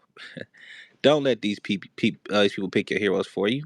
He said my people had the same heroes for thousands of years. Now, of course, he was talking. It's not another story for a different day, but he was very fond of the story of David and Moses and speaking truth to power. And he was like, he said it was really strange. He was like, yeah, you guys like Malcolm X. He knew about Khalid Muhammad, and he was just naming these people. He's like, these people you should be looking up to: Bobby Seals, Huey P. Newton. This is a European Jewish man telling me this, right? And this is the things my dad already told me, so I just kind of played dumb. Like, oh, okay, that's what's up. But I find it interesting, right, that we don't, as a community, we are definitely learning from our mistakes, and I'm so proud of us for that. So, in the left obsessed with FBA, of course they are, and this ties back into the topic. They did all of that talking about get into politics, listen to what you're saying, and be involved, get out and vote. And then when we as a community sat down and looked at the politics, we realized that the motherfuckers told us, look, the politics ain't got no policies for us. And the people who didn't even bother to show up got all the good policies. So when they started to see that, we was like, oh, you know what? The thrill of the left is gone. Let's see what's on the other side. We saw their policies were better and meant more money for everybody just by proxy of being close to their policies, and we all went for it. Now all of a sudden they want to hang black men. They don't give a fuck if niggas get killed. They not marching the street for us no more. They not front line. This is all the stuff we've heard in the past Right. 85 hours. They've been on one about this, so I do think it's interesting. But my bad. Go ahead, Professor. Oh, I love it, Kanye. I'm putting a pin in what you just said. I'm gonna write that down. Do not. What'd you say? Don't let people pick your Yeah, heroes. don't let your enemies pick your Mhm. heroes. And when you Wow. ask the Indians about all of this slander from Gandhi's skinny, raggedy ass, they have the nerve to say, oh, well, that was a long time ago and he grew as a person and blah, blah. They have a lot of excuses, but this is a Hindu mentality.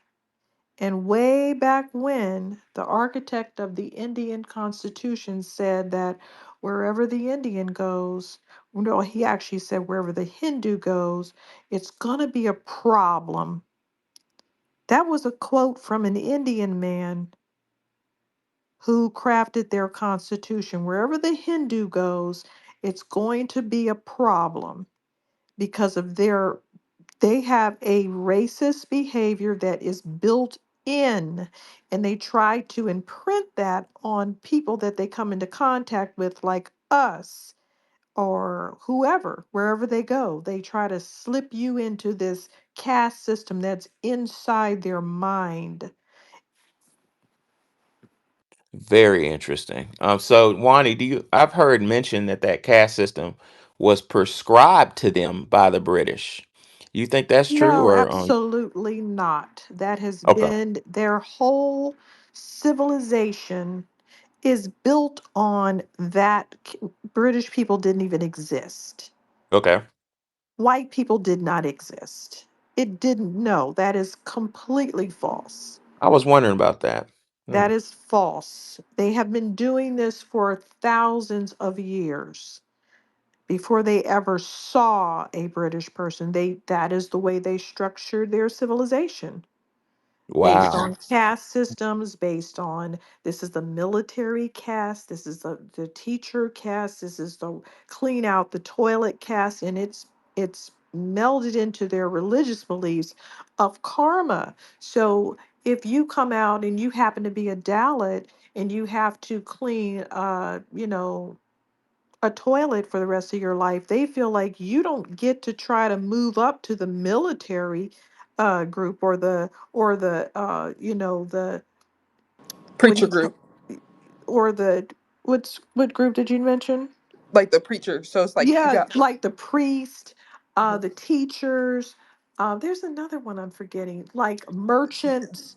you have the S- merchant class. Oh yeah, right. sorry. You I don't mean, I get went to to school The with all silk of them. traders and Yeah, all right. and this other like shit. everything that y'all are saying about them is absolutely right. You don't Like they get to used to move try to up. bring me in, black girl magic, woo woo woo, but I would like try to call them out on the anti-blackness, and they wouldn't hear of it. You know the funny part about them is they accepted the British partition so easily because of that class system. Wow. That's the reason why they accepted it. And if you ever look into it, I don't know, that's not really talked about widely. If you ever look into it, it's really, really sad. The British was like, yeah, fuck this, we out. By the way, The before we only leave, thing the British really took a hold of was the partition, where you had the Punjab, which a lot of them fight till this day, whether or not if it belongs to Pakistan or if it belongs to India. Um, but Professor, and you meant I was gonna lead into a bunch of lead into what Kanye was saying about that whole thing about the nonviolence part. Like, why were we being shown videos of people going into Walgreens trying to get milkshakes when they sold them, right, and getting spit on, and then Right. being taught by the slick, by slick and whatnot to not Slick, because Slick was they wanted to actually be on what MLK was on. It was Snick, excuse me, that MLK started when he was younger. Because nobody really knew about MLK until, his I Have a Dream speech. A lot of people don't realize that. But the speeches that really got him in trouble was The Other America, The Three Evils of Society, I've Been to the Mountaintop, and Letters to Birmingham. But anyways, the biggest thing that really really irritated me about this whole thing, just why they felt the need to just bring in the smart niggas, is because they realized that we can be the ones to go. I think Tariq was talking about this earlier in terms of the Black Messiah. That was literally the whole premise of Slick, of the Southern Sovereignty Committee, and the man that basically exposed this committee was a white man.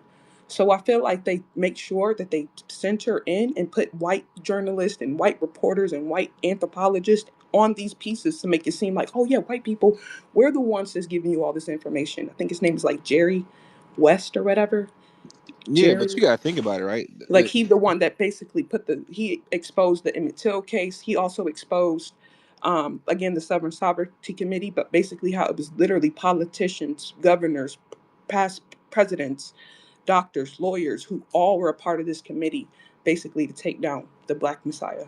Yeah, but it was all basically a money grab, right? They weren't in it for anything moral. They just want to take the money out of the community, and they figured the best way to do that was, administration. Right. Yeah, but Yes. but It was see, but literally see a that money they play. didn't when they would but But see the just to thing add on is to what you were saying about the other part, you was but talking the about thing the is about George Wallace just to add on too. to the other part, we was The talking thing about the with George Walgreens Wallace, situation. Hold on. Yeah, Once y'all are Kanye, you kind of speaking over me. y'all speaking over each other. Let's go. I think Kanye. Let Kanye land his plane, and then we'll come back to you, Savannah. yeah, my bad. I was just It's all good.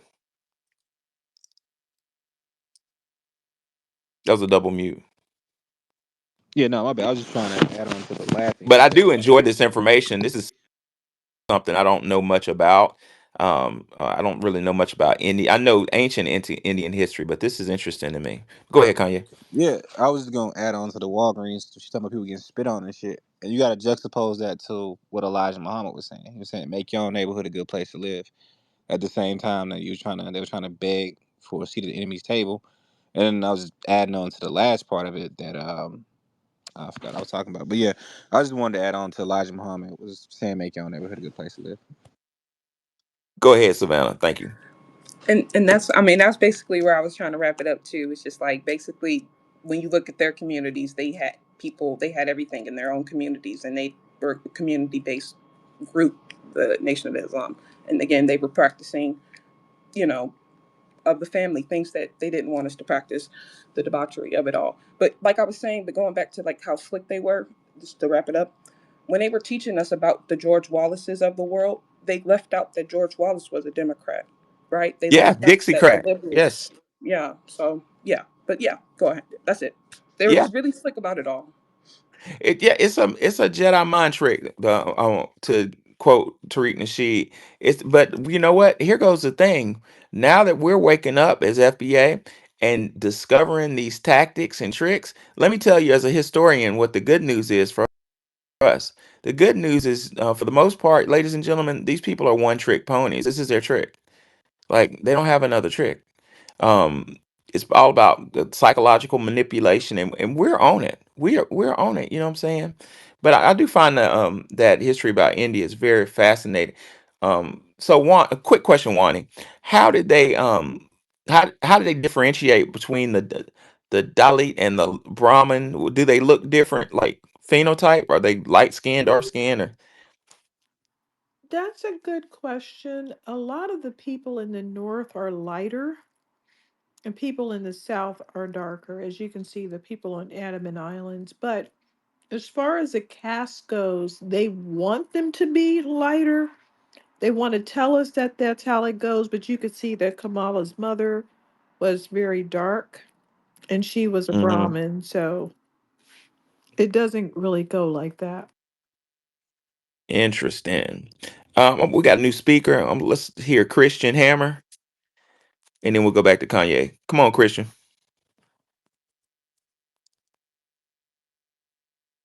Christian, can you hear me? Yes, I can hear you. Go ahead, my friend. So I turn this off. I can definitely hear you. Yes. Can I be heard? Yeah, you can, but Yeah, you you kind of can, sound far but you away. kind of sound far away. No, I. Are you Okay, let me recording? quick set. Are you? I am not recording. I made sure I turned off my earpiece. That's all. Do I sound far away still? No, you Yes. good. Yeah. No, you good. I'm He's good now. recording. Hey, hello, room. Hello, room. You know, I love a lot of you guys in here. You Hey. guys are magnificent. You know, and I really mean that too. By the way, I have a serious love for a lot of people in this room. At least a couple of them. and and I love the information that's being put out. I wanted to share something in particular about these East Indians, these Hindus, Hindu Brahmins and whatnot. I had an interaction with one of them recently out here. It was actually two of them. They were together, and they were here in Hawaii, where I live, by the way, 808. And they were here on some kind of an excursion with kind of a whole group together. So that means that there were a couple of East Indians in there mixed with some whites and some other people from other countries, and they Germans and whatever. They all came here, and the Indian guys had this super hot crush on the white girls, but they would play them and push them to the side and laugh at them like they were nothing. They would really just play them to the left on some racist kind of thing. So either way, so I came around, and I got to talking to the East Indian dude, and he asked me, out of the two, one of them was doing all the talking. He said, "Man, what's up with you black guys, man? How do you guys?" He couldn't quite articulate it, but he ultimately was expressing, "Why are you guys so cool, and why do you guys have no problem with your blackness?" That's what he was asking. Why don't you care that you're black? Like, I don't understand. You guys are just like with no shame and all of that. Okay, I was like, "Well, why should I, man? Look at me, man. I'm beautiful." And when I went on and made him laugh about talking about how beautiful I am and how much better we are and X, Y, and Z. And I asked him about, why is it in your country, are most of the people there, or most of you East Indians dark like you, brown skin like you, or are they light? He said the vast majority are dark. That Okay, gotcha. They're brown skinned people, which we both know. We all know that. Then I say, then why is it when all your movie covers, all I see is very light skinned Indians? The only time I see dark skinned people on there are when they're evil or some kind of a villain. Why? He says, oh man, I don't know. But why is it that they only have the light skinned people there when the majority of the country is dark? His response was, well, I guess they're just better. It's really ingrained in them that dark skinned people are lesser than lighter skinned people. The lighter skinned East Indians are simply better in every avenue of life, all activities. And there it's ingrained in them, just like you guys were saying. It is a part of their culture. And I don't know if that did come from the British or if that was long No, before the it British. didn't. It Right. didn't at all. Like They've that's been what you were doing saying that. earlier. You said they were had been doing that before the Brits had ever came in. The Brits were like, "Damn, y'all way more racist than we are." So, so they really took to this whole racism thing. That's one part. But then when it came to the female and she come over and she's playing these guys or whatever to the left, and I'm talking to her a totally different kind of way because she's trying to play me and trying to use her feminine wiles on me, and I'm just playing her to the left. I pretty much mushed her in the face. I didn't touch her, but I pretty much mushed her in the face, like, yeah, get on, yeah, whatever, all that kind of business. And then she get to coming closer, and she really tried to do something with me. And these Indian guys were just when she walked away finally, they're like, wow, their minds are blown that a black guy can have that much influence over a white woman. They could not believe it. I said, man, and I let them know you have to have confidence. You got to talk like this. You got to do that. Go to Waikiki, and I gave them a whole spiel. But they have this whole thing Why about them. did you Why tell did you them? tell them? Why did I tell them to how to pick up Yeah, chicks? how Yeah, to, how to, yeah. yeah. Well, I mean, we were being very cordial and friendly with one another. So I was just letting them know, have confidence in your skin tone, have confidence in who you are. You are better than them. You Which look better. Which complexion complexion were they? were Brown they? Brown skin? skin? They were There's they a were they were they were dark brown, not quite natural brown color like me and you or most of us, but more of a little bit of a darker, shadier brown. mhm. But they weren't. You still there? Yeah, I went quiet all of a sudden. Went to listener. Oh, okay. Yeah, something was going on with this thing. It was a echo, but this is fascinating to me. I really, I'm realizing how little I know about Indian culture, and given what you said, Wani, that the British, because I read that the British created it, but now that you say they didn't, it makes sense to me because if they're Who said they did a Pan Africanist? I've read it somewhere. I can't remember. It said that the British Because they input. It just may have made been up a. stuff. The only thing the British helped influence was the separating of the borders between Pakistan and India. That's it. Everything else, they've been Okay. long established. They had their gods long before the Indian people ever came. And going back to like the caste system, it's really funny because like during one of like where I worked at the hospital, majority of the interns, the ones that were Indian, their last name is Patel. But see the Patel, funny right? but see the funny thing about the Patel is primarily they're from a caste system under the Brahmins. But like some no, some can move up by better chance if you're lighter tone. But going back to like the different shades, some of them are dark as hell. But that's usually the ones from South India. But they're like the Dalits. They're not getting even And there's different religious groups too. Like there's one group of people where like their whole thing is like they don't eat anything that's not from the ground, right? So like you got the Hindus basically controlling everybody, and it's like the Brahmin are like 5% of like India, so like they're very small group compared to like the rest, and so like we are so ignorant. Like they all have like their own language, and then like a lot of people mistake the Bangladesh people for them because Bangladesh is like their own country, And um, Sri Lankan. and the Sri Lankans, right? Yeah, and now the Sri Lankans are the ones that look like they dark as fuck. Like I would Yeah, they're like you darker than black they people. can't Yeah, smile in the they like you can't even see them when they smile in the dark. I've seen some of them that they were so black they look blue. That sounds crazy, but I really um They have a True Station. blue. Yeah, they have a blue undertone. It's so weird to see. Stacia, what's on your mind? Yeah, yeah, as far as the the Indians, as far as like especially like the lighter ones versus the darker ones. That is such a real issue. I had a really, well, she was a good friend. That when I lived in Atlanta and was going to school there years ago. This was like the early 2000s. And when I went to her house, and we were in her room, she had like all this bleaching cream on her dresser. Yep. And I was like, what the hell is this for? And she was like, oh, it's just, I didn't, I really didn't think much of the whole Indian light, dark thing. I learned about all this from her. But yeah, she was basically explaining, oh, it's just for dark spots. And I'm like, are you like one big ass dark spot? Because she had like a lot of it. And her family was actually fairer skinned.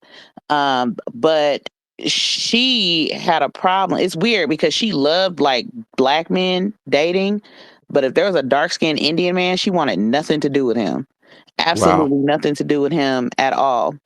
And a long time ago, back in the day when Tyra had her like little top model show or whatever, there was like this South Indian girl who was on there. I mean, the girl was beautiful, but there were all these articles coming from India, like how dare she represent us? She's a darky, she's a this and that. I Wow. mean, they ridiculed the hell out of this girl.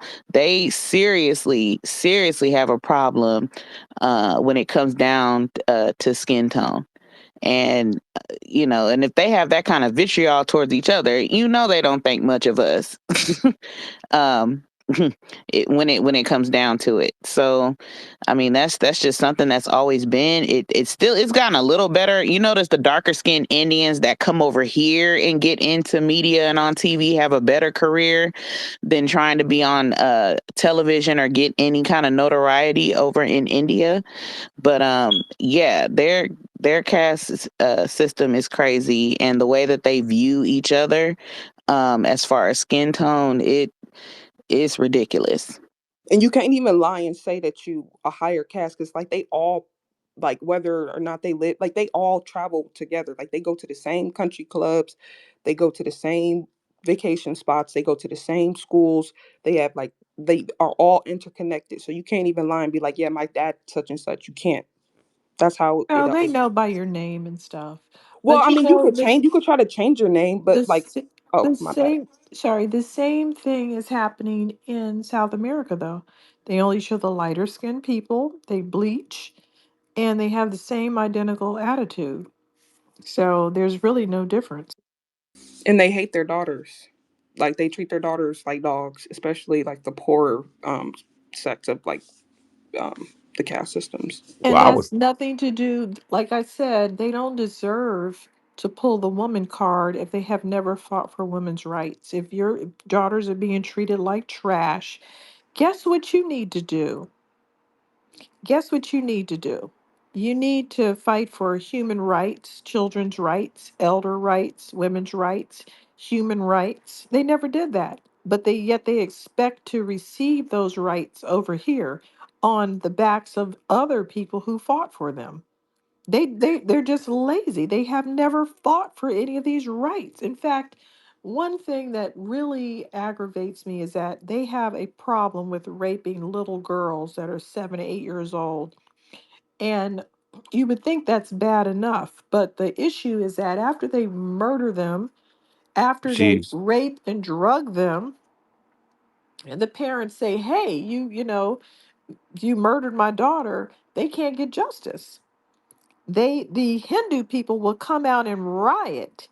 And how dare you try to arrest our men? This is a belief system that is um incredible, especially because one of the girls that I'm speaking about, she was Muslim, so they view her like she doesn't, deserve to live. If all of our men want to just drug a 7-year old over a period of a few days and rape her repeatedly in a temple, and then she dies, they should be able to do that, according to Hindu women. Christians get it too. Two Christian tourists have been murdered recently. Um, they have no respect for them, and if you try to get justice, They will stand out there and get mad at you. They don't treat their little boys very well.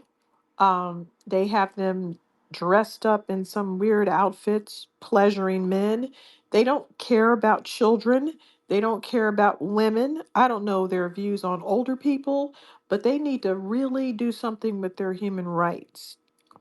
So a different sect, the Punjabi people, like they're like the farmer group or whatever, the farmer class. They literally commit suicide because they get these loans from like the government that are never like are literally impossible to pay back. So like they'll literally just commit suicide, and that's like a big thing that's going on over there. Wow. Seven. What's on your mind? Hey, yeah.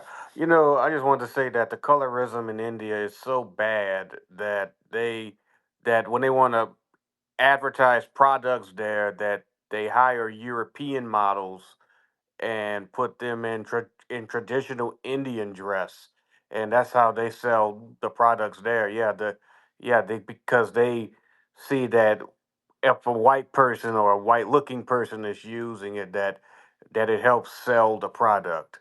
I yield the mic. Yeah, I had a family member who she worked for Mac Cosmetics, like the makeup company in the mall years ago, and she would get thousands of dollars. She loved Indian weddings. I don't know if y'all had a chance to go to an Indian wedding. I've been to one. They're really elaborate. And they Yeah, spend long as fuck. they're so long. Um, yeah, I went to one. I'll talk about that in a minute. But my family member was like, she loved them because they would pay her like $1,000, $2,000 to do the bride's makeup. But she said every last bride she did, and she did a bunch of them, would say one word: whiter, whiter, whiter, whiter. She said, "Look, okay, no, no, whiter." They wanted to be white. I went to me and my wife went to it. One of her colleagues got married in Hershey, Pennsylvania. It was my only Indian wedding, and um, what y'all are saying makes sense to me because I brought this up going on 10 years ago. The at the wedding, I just was shocked by how many of the people at the wedding that didn't even know me before they wanted to know my name. They wanted to know what you do. Like it was very important to find out your social status. What do you do? Like they wouldn't ask my name. What do you do? What do you do? What do you do? I heard. I was It's like white women. yeah, yeah, yeah, yeah.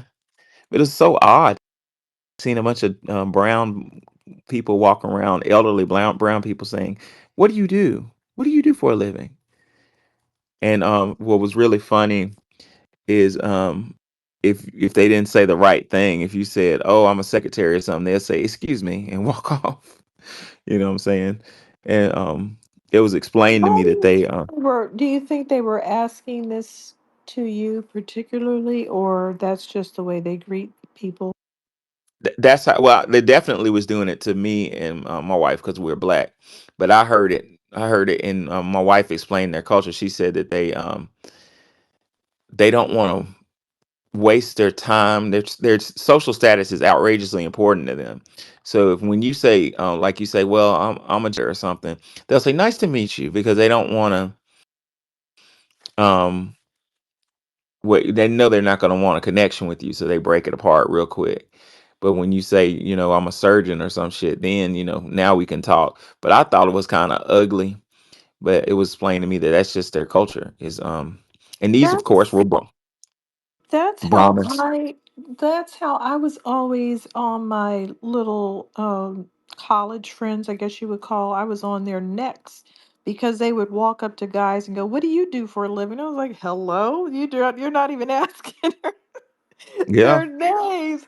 But that's how they I just had the impression that that's how white women try to just weed out people. Like, I'm not talking to you unless you are making a certain amount of money. And I just really got turned off. I would always get on their case for that. And they didn't care. They were like, nope, I'm just going to find out what kind of car you're driving. I'm just going to stand on the parking lot and see who goes to which car. And, they had all kinds of schemes. So Oh I yeah. guess I was just trained not to behave that way, but they And, are trained to behave that way. and Wani, that's so true. Because I had a brand new BMW M car M2. It was electronic blue, and I kind of like pulled in the parking lot, and and walked out, and it was like, "Hey, how you doing?" They wanted to talk. You know what I'm saying? Yeah. So It's it's real probably interesting. that girl I was They shamed cussing out. they would shame this girl named, I wouldn't want to like air nobody business out, but they shamed this girl because she liked quote unquote listening to like black music or whatever, and that she had a black boyfriend. And what really threw me off about everything, and like what, like, I mean, this girl ended up getting pregnant and delete, or excuse me, I mean aborting the baby. The Indian girl? Yeah, she aborted the baby, but she tried to justify it because she tried to tell me the story about how her father her father's family hated her mother's family because they didn't get that much in dowry that they thought they were going to get, and so like they hate her. And so for if she would have brought home a baby that was half black, they probably would have sent her back to India to be killed. Okay, why is she dating black men if she can't That's it's a fetish. It's a okay, but she fetish. doesn't want to have any babies with them, so what It's a is she fetish. doing? It's a fetish. Then she should use birth control. Like Exactly. triple triple birth control. I mean, like what is Exactly. she doing? Exactly. And And a and knowing that lot your of family is like that, by the way. Yeah. and a lot of the Indian guys, like when they're younger and in college, they like to mess with white girls a lot, and then get with Indian like women or when they're ready to be serious. That's true from Um, my experience. yeah, so a lot of times the Indian guys are messing with white girls, messing with all kinds of other women on the side if they're since they're not interested in getting married usually until they're like done with school or until they're stable. And yeah, so they kind of use white women to play with, and black women or whoever will give them some play to mess around with. And when it comes down to the women of their culture, they want to come correct. Now, I mean, I've heard from, from the source that a lot of them will participate in homosexual activities, and then when they get married, they quote unquote stop. Wow. I Yeah, doubt it. exactly. But Thank you. anyway, check this out. Um, I don't give a damn who Indian men like because I don't even consider them men. I look at them like I don't even consider that a man. So, yeah, there's like entire continents of men that I don't even look at, and they're on that continent. I mean, they think we stink, right? Like the whole Great. thing with Keep that up. whole Keep natural that up. odor. I'm stank. Goodbye. I mean, there was a study saying that they couldn't even wear condoms because it was too little and it fell off. So, yeah, Wow. I'll be stinking over here. Thank you very much. It's very I fascinating. ain't never heard no woman request an Indian man. I've never heard a woman say, I gotta get me an Arab man. I gotta get me an Indian man. I gotta get me a Native American. Those things have never poured off of a woman's lips. Ever. They Ever. call me racist because I refuse to date anybody. That's Like, what my little friends called me. I laughed in their face. I said, yeah, I'll pick out a cute white boy for you. I don't want that thing. What am I gonna do with it? See what I'm saying? Yeah. 7-4. What's on your mind? If I heard someone correctly, did they say we stink? That's the They're the biggest ones that fucking stink. projection. Yeah, I wasn't gonna say anything 7-4, but you know I'll what I That's was say the it. thinking. I'll God, say it. I They do. have been I got evicted. stories, man. These people can they can fuck up an entire room. They have been I mean, evicted for stinking up stuff. African food and Indian food people. I don't know why the Indian food people got jacked up, but apparently they did. Indian food does not stink to me. I know how to order properly, but No, they nah, these people are stink. just straight up They musty. stink. Personally, yeah, they they stink. breath and everything. The whole thing stinks. And they have been kicked out of apartments for stinking up apartments with odors and food. the last Wow. time I had Indian food, I could taste the must in the food, and I threw the food The away, and I must. swore to never again, never again. You Never have to again. go to a, you know what I do? I cheat. I don't go to their restaurant to get the food. I go to an international restaurant that makes these dishes. So I do like the food, but I just don't want them cooking it because I know Yeah, because that must is the they must is stir the must. the soup with their arm. You sir, Sometimes we they saw just that use their video, bare Nikki, and I'm still in therapy over that video. The Uh-oh. man literally cut food with his toenail, and I'm supposed to just No. forget that, right? No, yes. It was called what was the name of that video? Go ahead, put your hand in my food. Go ahead, put your hand in my food. Oh, yeah, he cut food with his toenail. That's when I went into deep therapy and needed mega drugs. Wow. Yeah. Now I ain't gonna hate that wedding in Hershey, Pennsylvania. That food was off the fucking hook. It was Was delicious. it Indian food? Yeah, it was and they didn't have any meat. I don't think traditionally they're supposed to eat meat or something, or maybe it was just this branch of a Hindu Hmm. family. But it was just veggies, and the shit was so amazing, man. Yep, But no, their seasonings are very good if you know how to use them, but if you just eat a random Indian buffet, you may not like it. They'll eat meat, or well, there's a certain sect that's vegetarian because my associate Siddharth, it was one of them. But then there's another sect where they'll eat meat, but they can't eat halal meat. It's really backwards. Like they just can't eat halal meat. They have to eat a meat that's prepared specially. Like they have so many different setups, like, and No, they're cultures and basically just beliefs, full of it. They're not supposed to eat basically. meat if they're Buddhist. One of the main precepts of Buddhism is you can't kill anything. So if your Buddhist lips are on any meat, you're participating in the death of the animal. So any Buddhist, but if you go to the countries where they're Buddhist, they're eating all kinds of meat that you would never eat. That's the hilarious thing about it. And when I get on them, they're like, "Oh, that's just for the priest." No, it's for you, and you just don't want to follow the rules. right? It's very interesting. Well, you know what? I've actually learned a lot, guys. Thank y'all for educating me.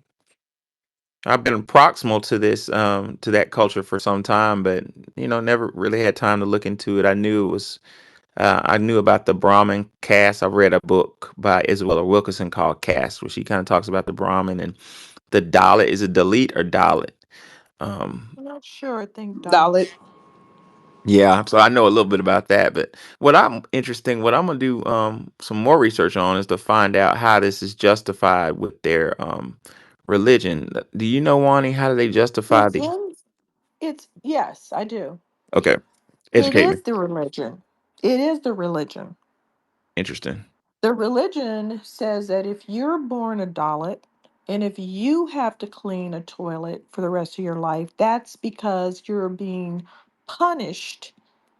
You're being punished because of some karmic issue. And you have to keep on cleaning that toilet. Don't you try to get away from that. Wow. Don't you immigrate over to the United States and try to get a job. You need to clean that toilet forever. I That's don't know why if y'all they know Dr. Randy Short, but he said that they believe that all dark skinned people come out come out of God's ass. okay, Whoa. that's nice. I'd like to see a video of that first. Oh Lord, that's terrible. Stacia, what's on your mind? I just wanted to mention how when it comes to like academics, especially when it comes to like computer science or whatever, they those Indian people, Dominate.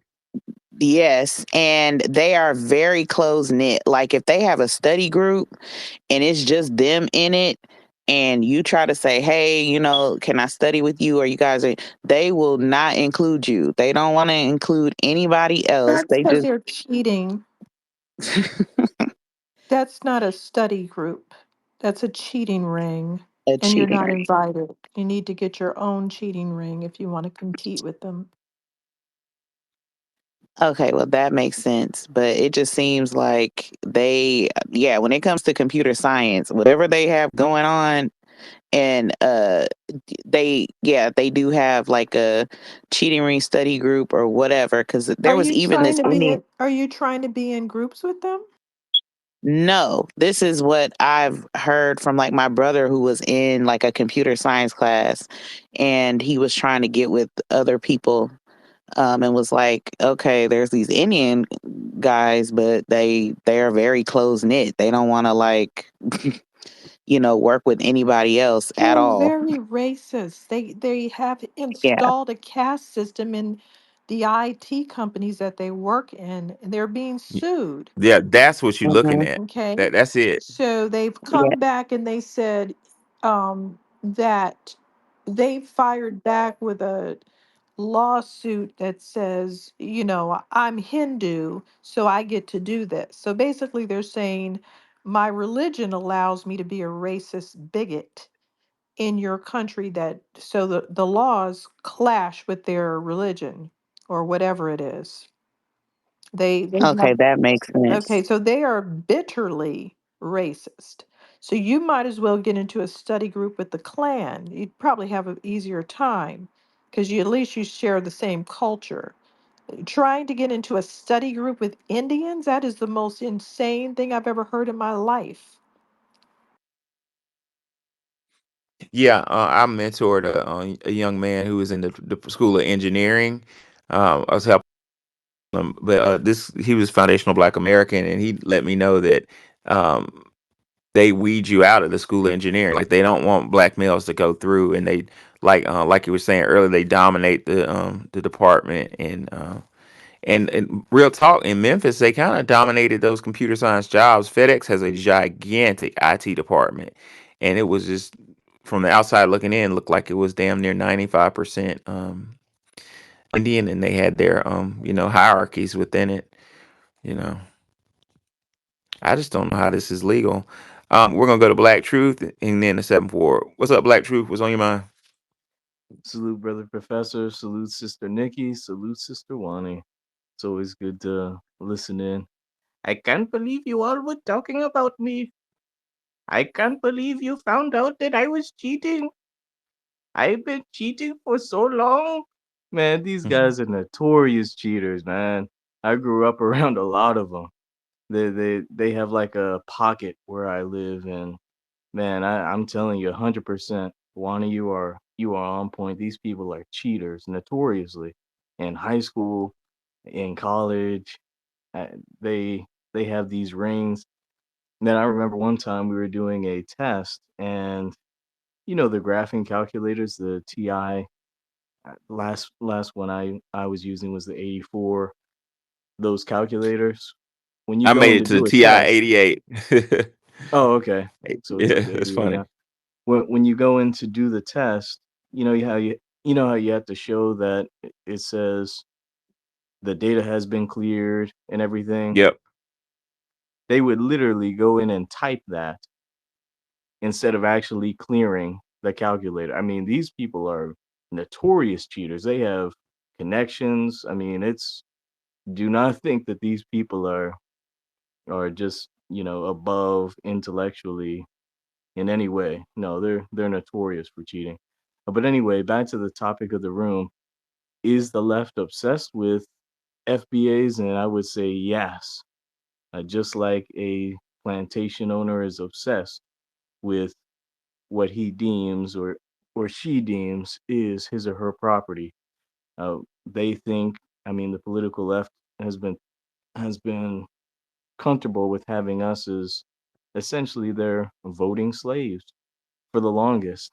Yeah. And that's how they think of us, and they can't stand the fact that we've rebelled against them. It's almost like a drug addict. They've had their high of the Obama years, 2008, us voting for them, and ever since that time they've been trying to get to that same high, and they've never been able to reach it. 2012, that our numbers went down. More and more people are going away from that, and they're not even talking about the number of us who aren't voting in general. I mean, they're only addressing those who have voted. They say Do you know 80%. any numbers of that? I cannot I find any good sound numbers on how many people were like just not even interested in voting at all, because I could see that being pretty high for this type of election. That's something I definitely want to get into. I tried to look up some numbers, but they're very careful not to produce certain statistics because they don't want us to know just how much off the plantation we are. But yeah, Right. I'm gonna have to look into that a little bit more. Thanks. What you said, Black Truth, was so fascinating as a historian. Because, ladies and gentlemen, if y'all think back to the Three-Fifths Compromise, back when we were enslaved, that's what the Three-Fifths Compromise was about. Having the ability to use your enslaved, uh, use slaves to count as a political power to put your candidate in office. So I've thought that before, Black Truth, like I was saying earlier, the way that the Democratic Party has really treated Black people by yelling at them, talking down to them, and almost felt like a child. I mean, a parent yelling to a child, and I couldn't help but wonder, is that kind of like a continuation of the Three-Fifths Compromise? Thank you for putting that, for clarifying that. John Horst, talk to us. Yo, what's good, everybody? You know what's crazy? When you guys were actually speaking about like the Indians and IT and everything like that, literally today I was I just happened to look at my phone and this alert came up of this article, and it literally said that 90% of Indian computer science majors cannot code. Wow. The majority of them actually cannot program. They can't do software engineering or anything like that. There's tons of articles about it too. Yeah, so they try to dominate and stuff like that, but yeah, it's all a finesse at the end of the day. One thing I do want to actually say too, about like their caste system and everything. Um, I actually think I remember during 2020, it's so bad over there that when we rose up here, all of those Dalit people over there actually stood up too. Like I saw them, they had like from what I remember, they had like all those the quote unquote untouchables over there. They had like the signs up like Dalit lives matter and all types of shit like that going on, but like millions of those people over there were actually standing up. So I was thinking, I think I think God's purpose for us as a people, as foundational Black Americans, I think I kind of maybe I could be overreaching. I'm not like super religious or anything like that, but I think God is setting us up to actually show all of these people in their homelands. Like they're bringing all of these people over here, all of these, super anti-Black people from all over the world over here. And God is going to set it up where we actually go toe to toe with each group. And what's going to happen is when we go to like, there's going to be some foundational Black American who's going to go to toe with an East Indian or something. That shit's gonna spark, outrage, and it's gonna go across seas. And the fucking Dalits are gonna see exactly what the foundational Black American did, and they're gonna actually do whatever we did here, but they're gonna do over there. Same way, what I'm saying, When a you say foundational toe Black to American. when you say toe to toe, how do you mean? I mean, like we're, like basically standing up and basically putting these people in their place. Okay. I was thinking like Oh, science fairs, debates, Well, yeah, it could political be, it could be anything. office, or like just things like that. one of Because those like dance they don't offs think at that the end of we're. the Indian movie. Oh, sorry. I'm sorry. I'm cutting somebody off. Oh no, I was saying just like one of those dance offs at the end of the Indian movies, something like that. I mean, what? Oh my gosh, not you got served. Yeah. So I mean something. I mean because they really because like I was really glad that our men did what they had to do for the Olympics because all on my timeline, I was so tired of seeing those little Indian men like being shown as like, oh, we, because they think they're so superior with the white man, but it's like I don't know, it's all just like for Superior in show. Everything sports? is this. Well, I think What they had a sport were pretty they? good four by. They had a pretty decent. All Explain right, this to me four by in one. crayons. How are Oh, Indians here we doing good go. in sports? I need to hear this. Oh, I mean, no, listen. I mean, they literally took that one little team, that one little four by one team, and they were trying to milk that as if that was What about to be their team? come up. What team was that? I don't even know what it is. The running track and field, excuse me, 4x1. What did they come in second or third or what? During the um so last year or the 2020, I think they medaled higher, but during the trial Higher period they win. ranked second, but they didn't medal Okay. after the So finals. So they we so humbled them. their version, these loser groups who are inferior to my group, yes, inferior. They think winning is coming in fourth. Look how close I came to the niggers. Oh my God. Well, Literally? Is that what we're doing? They're judging winning by how close they come to us. They don't even need to get a bronze medal. You see, that's lame, just like the white people in those marathons where they go, "Hey, I came right after the East African guy. I'm the fastest." Let's just ignore that first guy and talk. It's not even first. It's like you're the third after all the three Kenyan people. The only reason the Kenyan people are winning, not because of any twitch muscle BS. We used to be the top of marathon, but we're just not interested in that race. We actually have a legend, and he actually was I need to read his name, but he there's like a loop named after him. He put marathoning on the map, made it popular in New York, uh, and he won a lot of awards, but it just didn't catch on with Black Americans, so we kind of abandoned it. White people filled in, and the next thing you know, some Africans come over and specialize in running fast. It's the same with like even when you look at MMA. Of course, like we got like John Jones and stuff like that, but one of the main reasons why you don't see more of us on that side, like you'll see the Africans and shit and the Caribbeans and shit like that over there, but you don't see most of us on that side is because we appreciate boxing because of you know what I'm saying, boxing pays way fucking more because fucking MMA and everything like that, that shit pays pennies compared to what boxers make. Like they don't make even close to what majority of these boxers make. Yeah, there's no sport that we can't dominate in. We may not dominate in bobsledding, but we got a gold medal in it. Okay? Vanetta Flowers got a gold medal in bobsledding, so we can do whatever we want. So just be glad if we don't take an interest in badminton, so you can have that one to yourself. Be glad when we're not interested in rugby and cricket. Be You know what? happy I've about it. always wanted to go to the Olympics. Y'all trying to start a cricket team?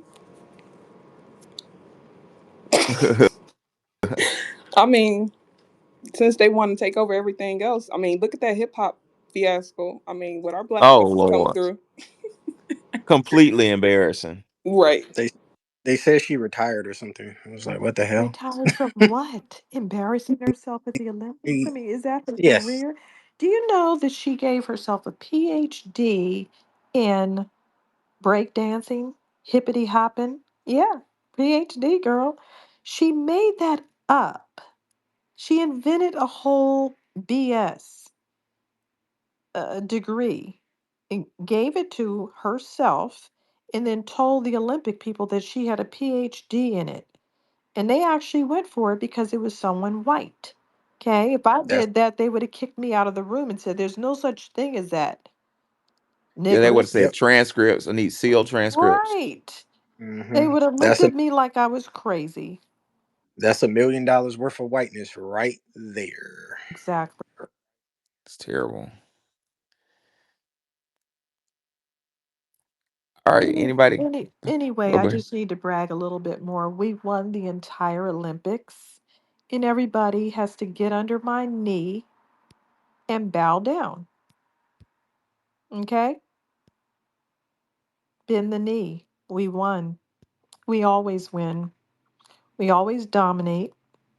And when we take a deep breath and say, "Oh, I don't really like track and field that much, they didn't pay," that's the only opening that you're going to get is when we get bored and go do something else. And all of the highest players go do something else.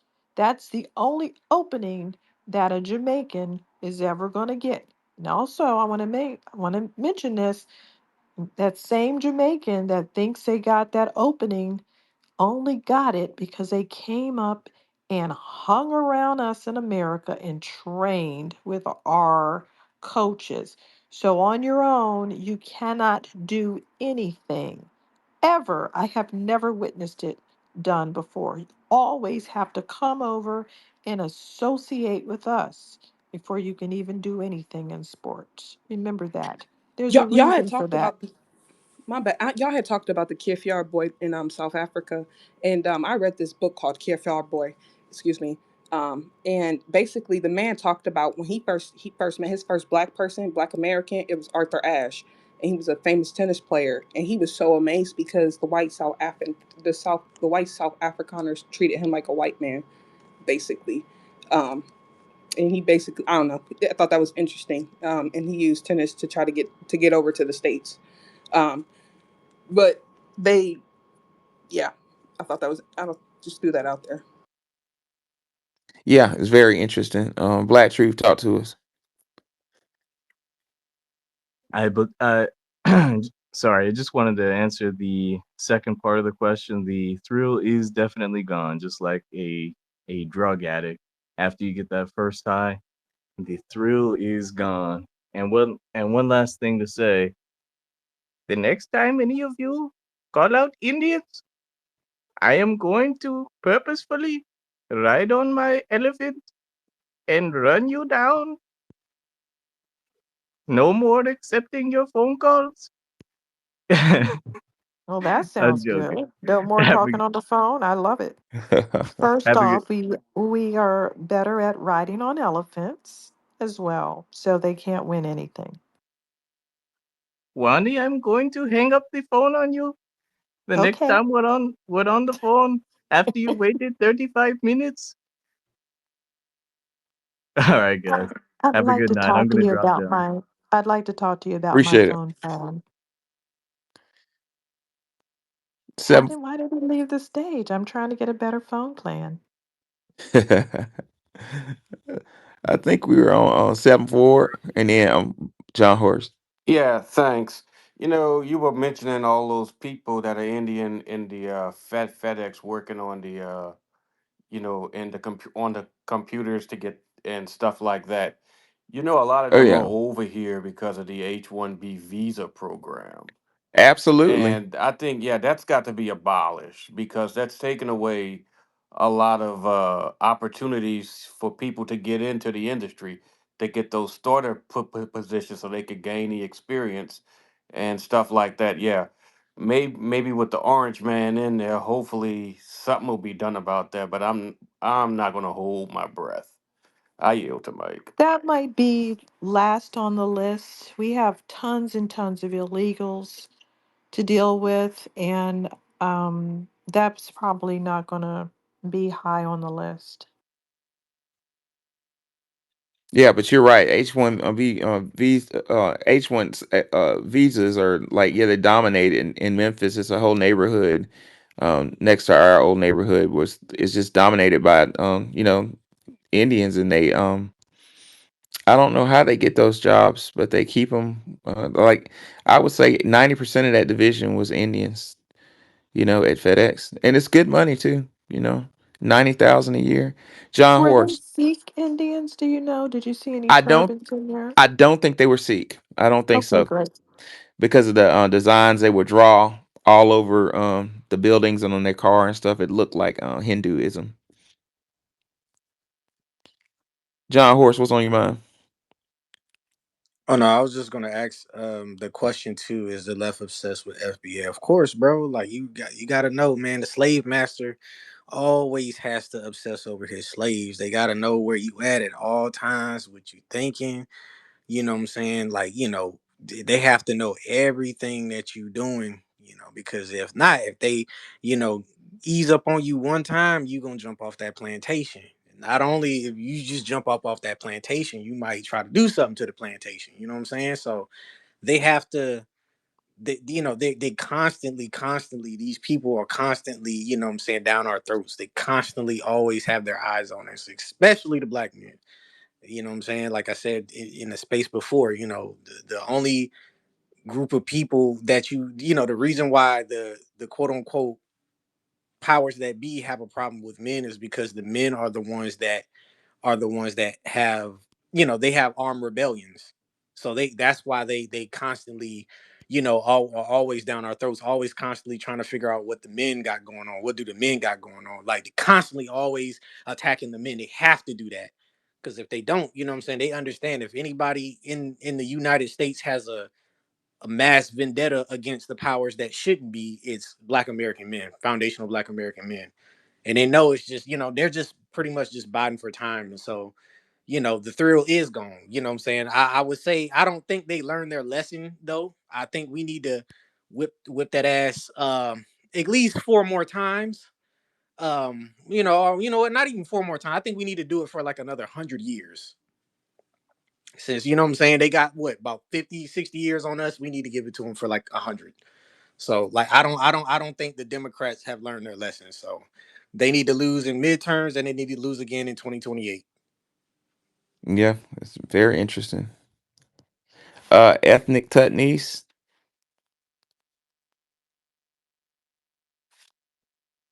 Okay, he dropped back down. Slash, what's on your mind?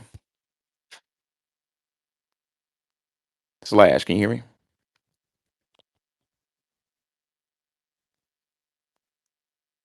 Slash, I put you on. You ready to talk? Can you hear me? I can hear you now. All right, is my mic okay? Because I'm wondering. I'm not on the mic. All right, anyway, I just wanted to answer the portion of the question, are they obsessed with them? And the answer is yes, of course they are. Back in Africa, we invented mathematics, we invented education, we invented architecture, we invented spoken language, written language. Okay? We taught people not to be nomads and to become agricultural, be farmers. And some of these people, they came to us, they didn't even have a written language, and we taught them to speak. Some of these people we met, they didn't even speak upright. They didn't even walk upright. Be And so we specific had on the groups you're speaking about. white people, Okay, we meaning who?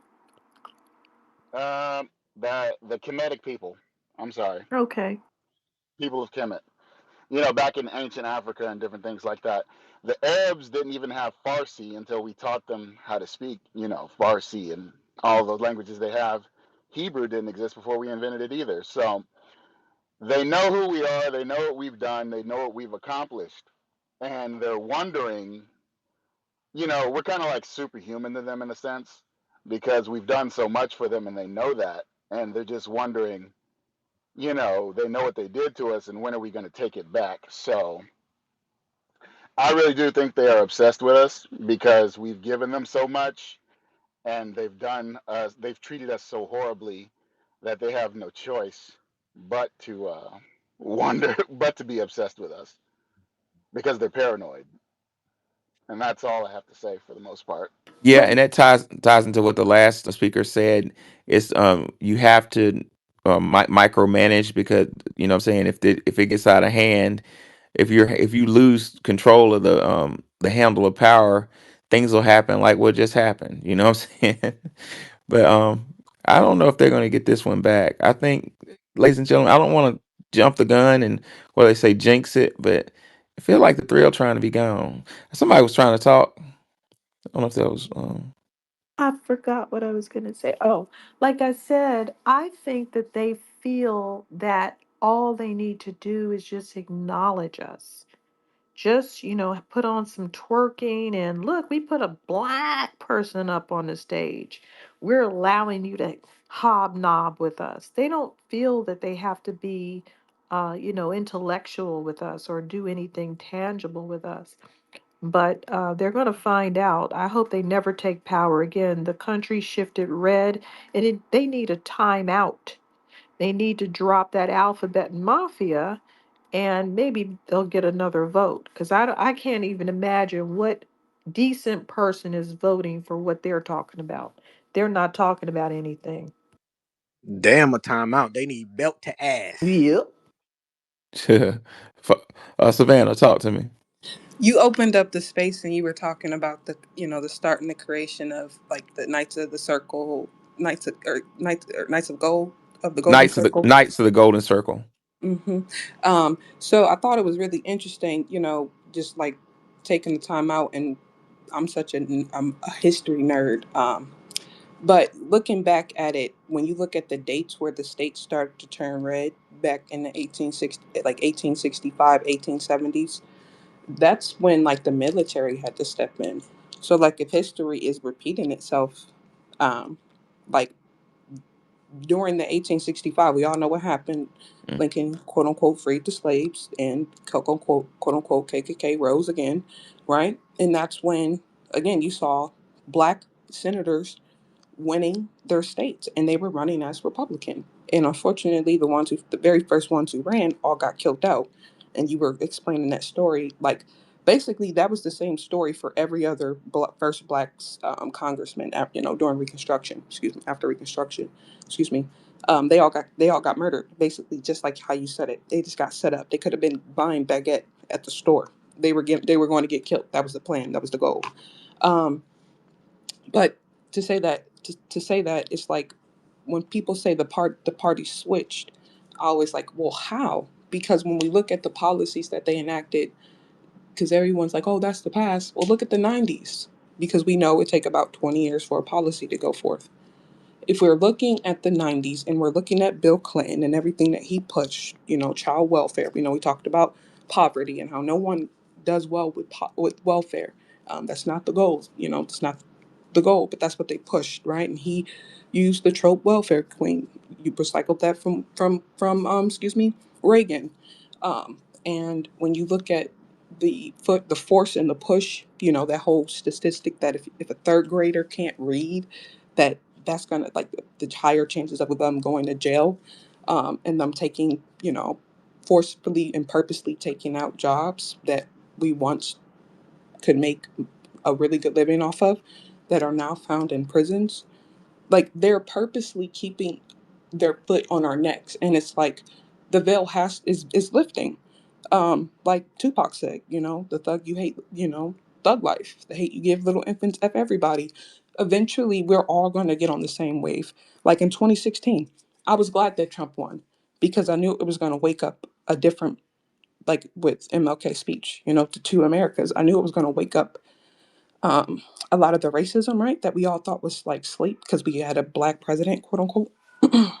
But I was also glad that Hillary Clinton, um, or excuse me, I'm also glad that Biden won, because everything that they said that they were going to do, I knew that they weren't going to do, because I knew Biden's history, right? Anita Hill, like, sad enough, she endorsed Biden. Like, that's sad enough, but she endorsed Biden, right? Um, to see that they have this chokehold over us, and then to see how we all just forgot that the same people, like the Barbara Feinstein and the Nancy Pelosi's, they've been at this since they were yet in their early 20s. They've been at this. This is their game. Everything that they've been putting forth, everything that they've wanted to happen is happening. So it's like everyone, it's like we're getting slapped. We're getting slapped. And it's like Yeah, everyone wake up. that's a good point, Savannah. It's she's right, ladies and gentlemen. The Irish and the Italians were sent here in diametric opposition to foundational Black Americans. Immigration has been a weapon, and that's my place in the on Black Twitter, is to let my people know that, fuck how you feel. This is the fact. Immigration has always been used as a weapon against foundational Black Americans, starting in the 1600s with Captain Oglethorpe sending English, quote unquote, white people out the prisons. But what Savannah was talking about, that was a second wave in the late 1800s, early on 20th century. Dr. Howard Zinn says um, the immigrants from Ireland, well, quote, the immigrants from Ireland fleeing starvation there when the potato crop failed were coming to America now, packed into old sailing ships. Got it? They came over here poor, Dr. Zen further says, quote, how could these new Irish immigrants, themselves poor and despised, become sympathizers with the black slave who is becoming more and more the center of attention? Y'all heard that? When every time historically in America, when we become the center of attention, when we start getting close to get ours, here come these immigrants, right? Dr. Zen says the center of blacks were becoming the center of attention, the subject of agitation in the country. Indeed, most working class activities at this time ignored the plight of the blacks. Eli Moore, a New York trade union leader elected to Congress, argued in the House of Representatives against receiving abolitionist petitions. Dr. Zen finally says racist hostility became an easy substitute for class frustration. So what does that mean? That means that immigrants mad about their situation, mad that they ain't got a pot to piss in, mad that their country's in civil war, come over here and we become an easy distraction. Don't think about the war-torn battlefield we just left. Look at what the blacks are doing. It's like a what do you call that? Like a distraction. But we're sick and tired of it. This is like I said earlier. It's a good play, but it's an old playbook, and we're. I would like to believe. No, I'm not believing. I'm knowing that we're on to the playbook now. We took a stand during this election, and we basically put the system, let the system aware that we're aware of the playbook. What they used to say in GI Joe: "Knowing is half the battle." I'm showing my age, y'all. True Station and Slash. Yeah, I just wanted to say, as far as the shift of the Republican Party and the Democratic Party, a big part of that was Barry Goldwater, who was running against Lyndon B. Johnson. And Goldwater was very anti civil rights, very much states' rights, picked up a lot of those anti black talking points. Picked up a lot of the anti-black talking points, formerly of the Democratic Party, and went on to help shape that going forward into for Nixon all the way into the Reagan administration. Um, yes, I just wanted to point that out, and I'll land there. Very true. Very true. Slash. All right. So the reason why they want to push us so hard, and the reason they always have pushed us so hard, is because if you ever heard of like Dr. Boyce Watkins, Dr. Boyce Watkins got approached by a billionaire who wanted to offer him a lot of money. And he said, and the billionaire told Dr. Boyce Watkins, he says, whenever we want to know where the trend is going, we study the black American male, the young black American male to be specific. And, Boyce Watkins said no thanks because he felt there would have been strings attached. But the reason they push us is because wherever we go, the rest of humanity will fall in line. And they know that. These billionaires study that. These think tanks study that. Hell, some of these secret societies know a couple of things or two about that. And so the reason they want to push us is because we have a lot of power. They don't understand exactly how it works, but they know if they could get us to do it, we can do their dirty work for them. So that is why they're so obsessed with us. Thank you. Yeah, I buy it. The black. What's going on, Professor What's going on, brother? Nikki Warner?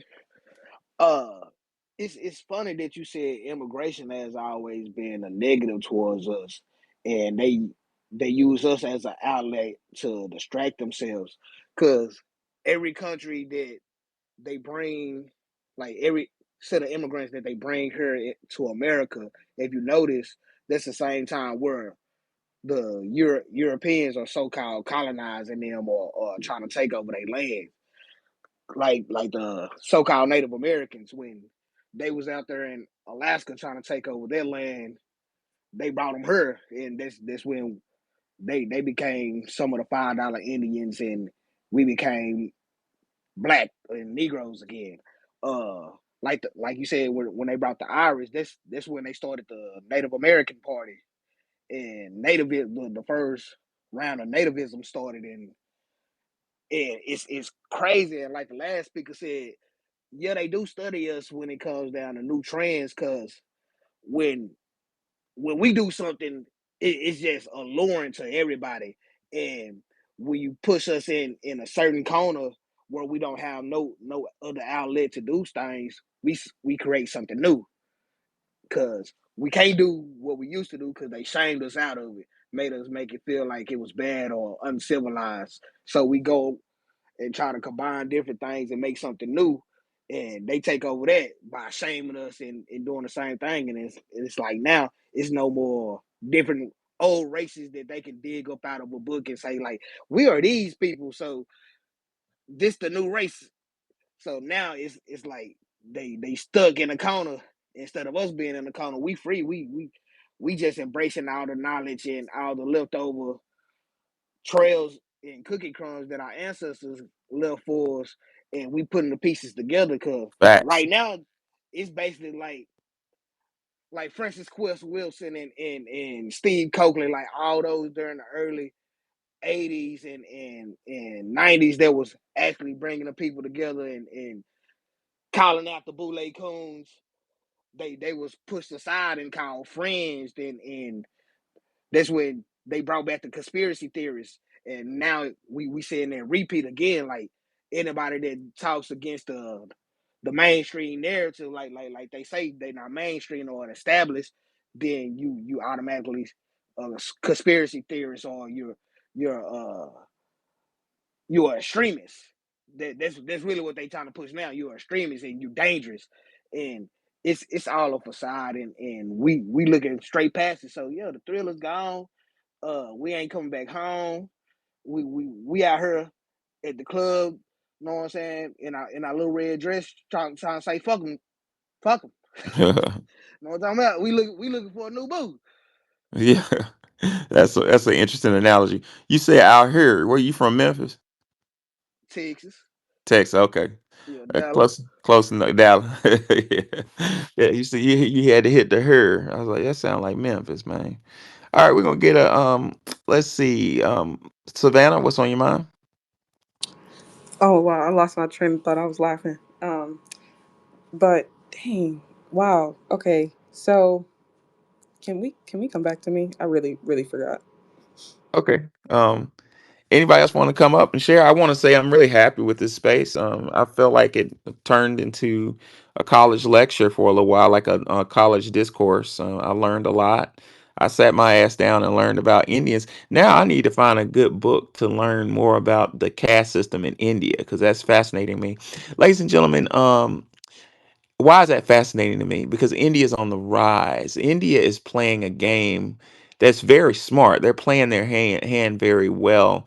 India's game is to sit back and watch let the big dogs fight and pick up the crumbs. And let me try to shorten this best I can. Joe Biden made a big mistake in 2021. Um, Russia invaded Ukraine.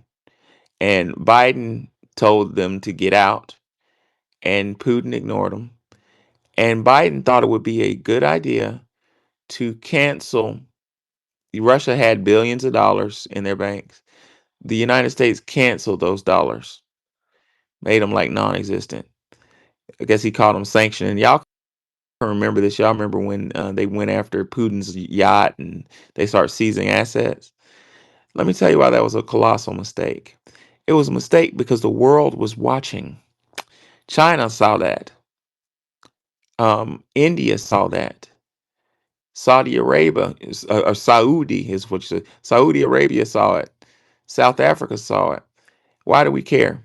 We care because these countries I just mentioned said if America can uh, cancel the value of Russia's money, what's stopping them from doing it to us?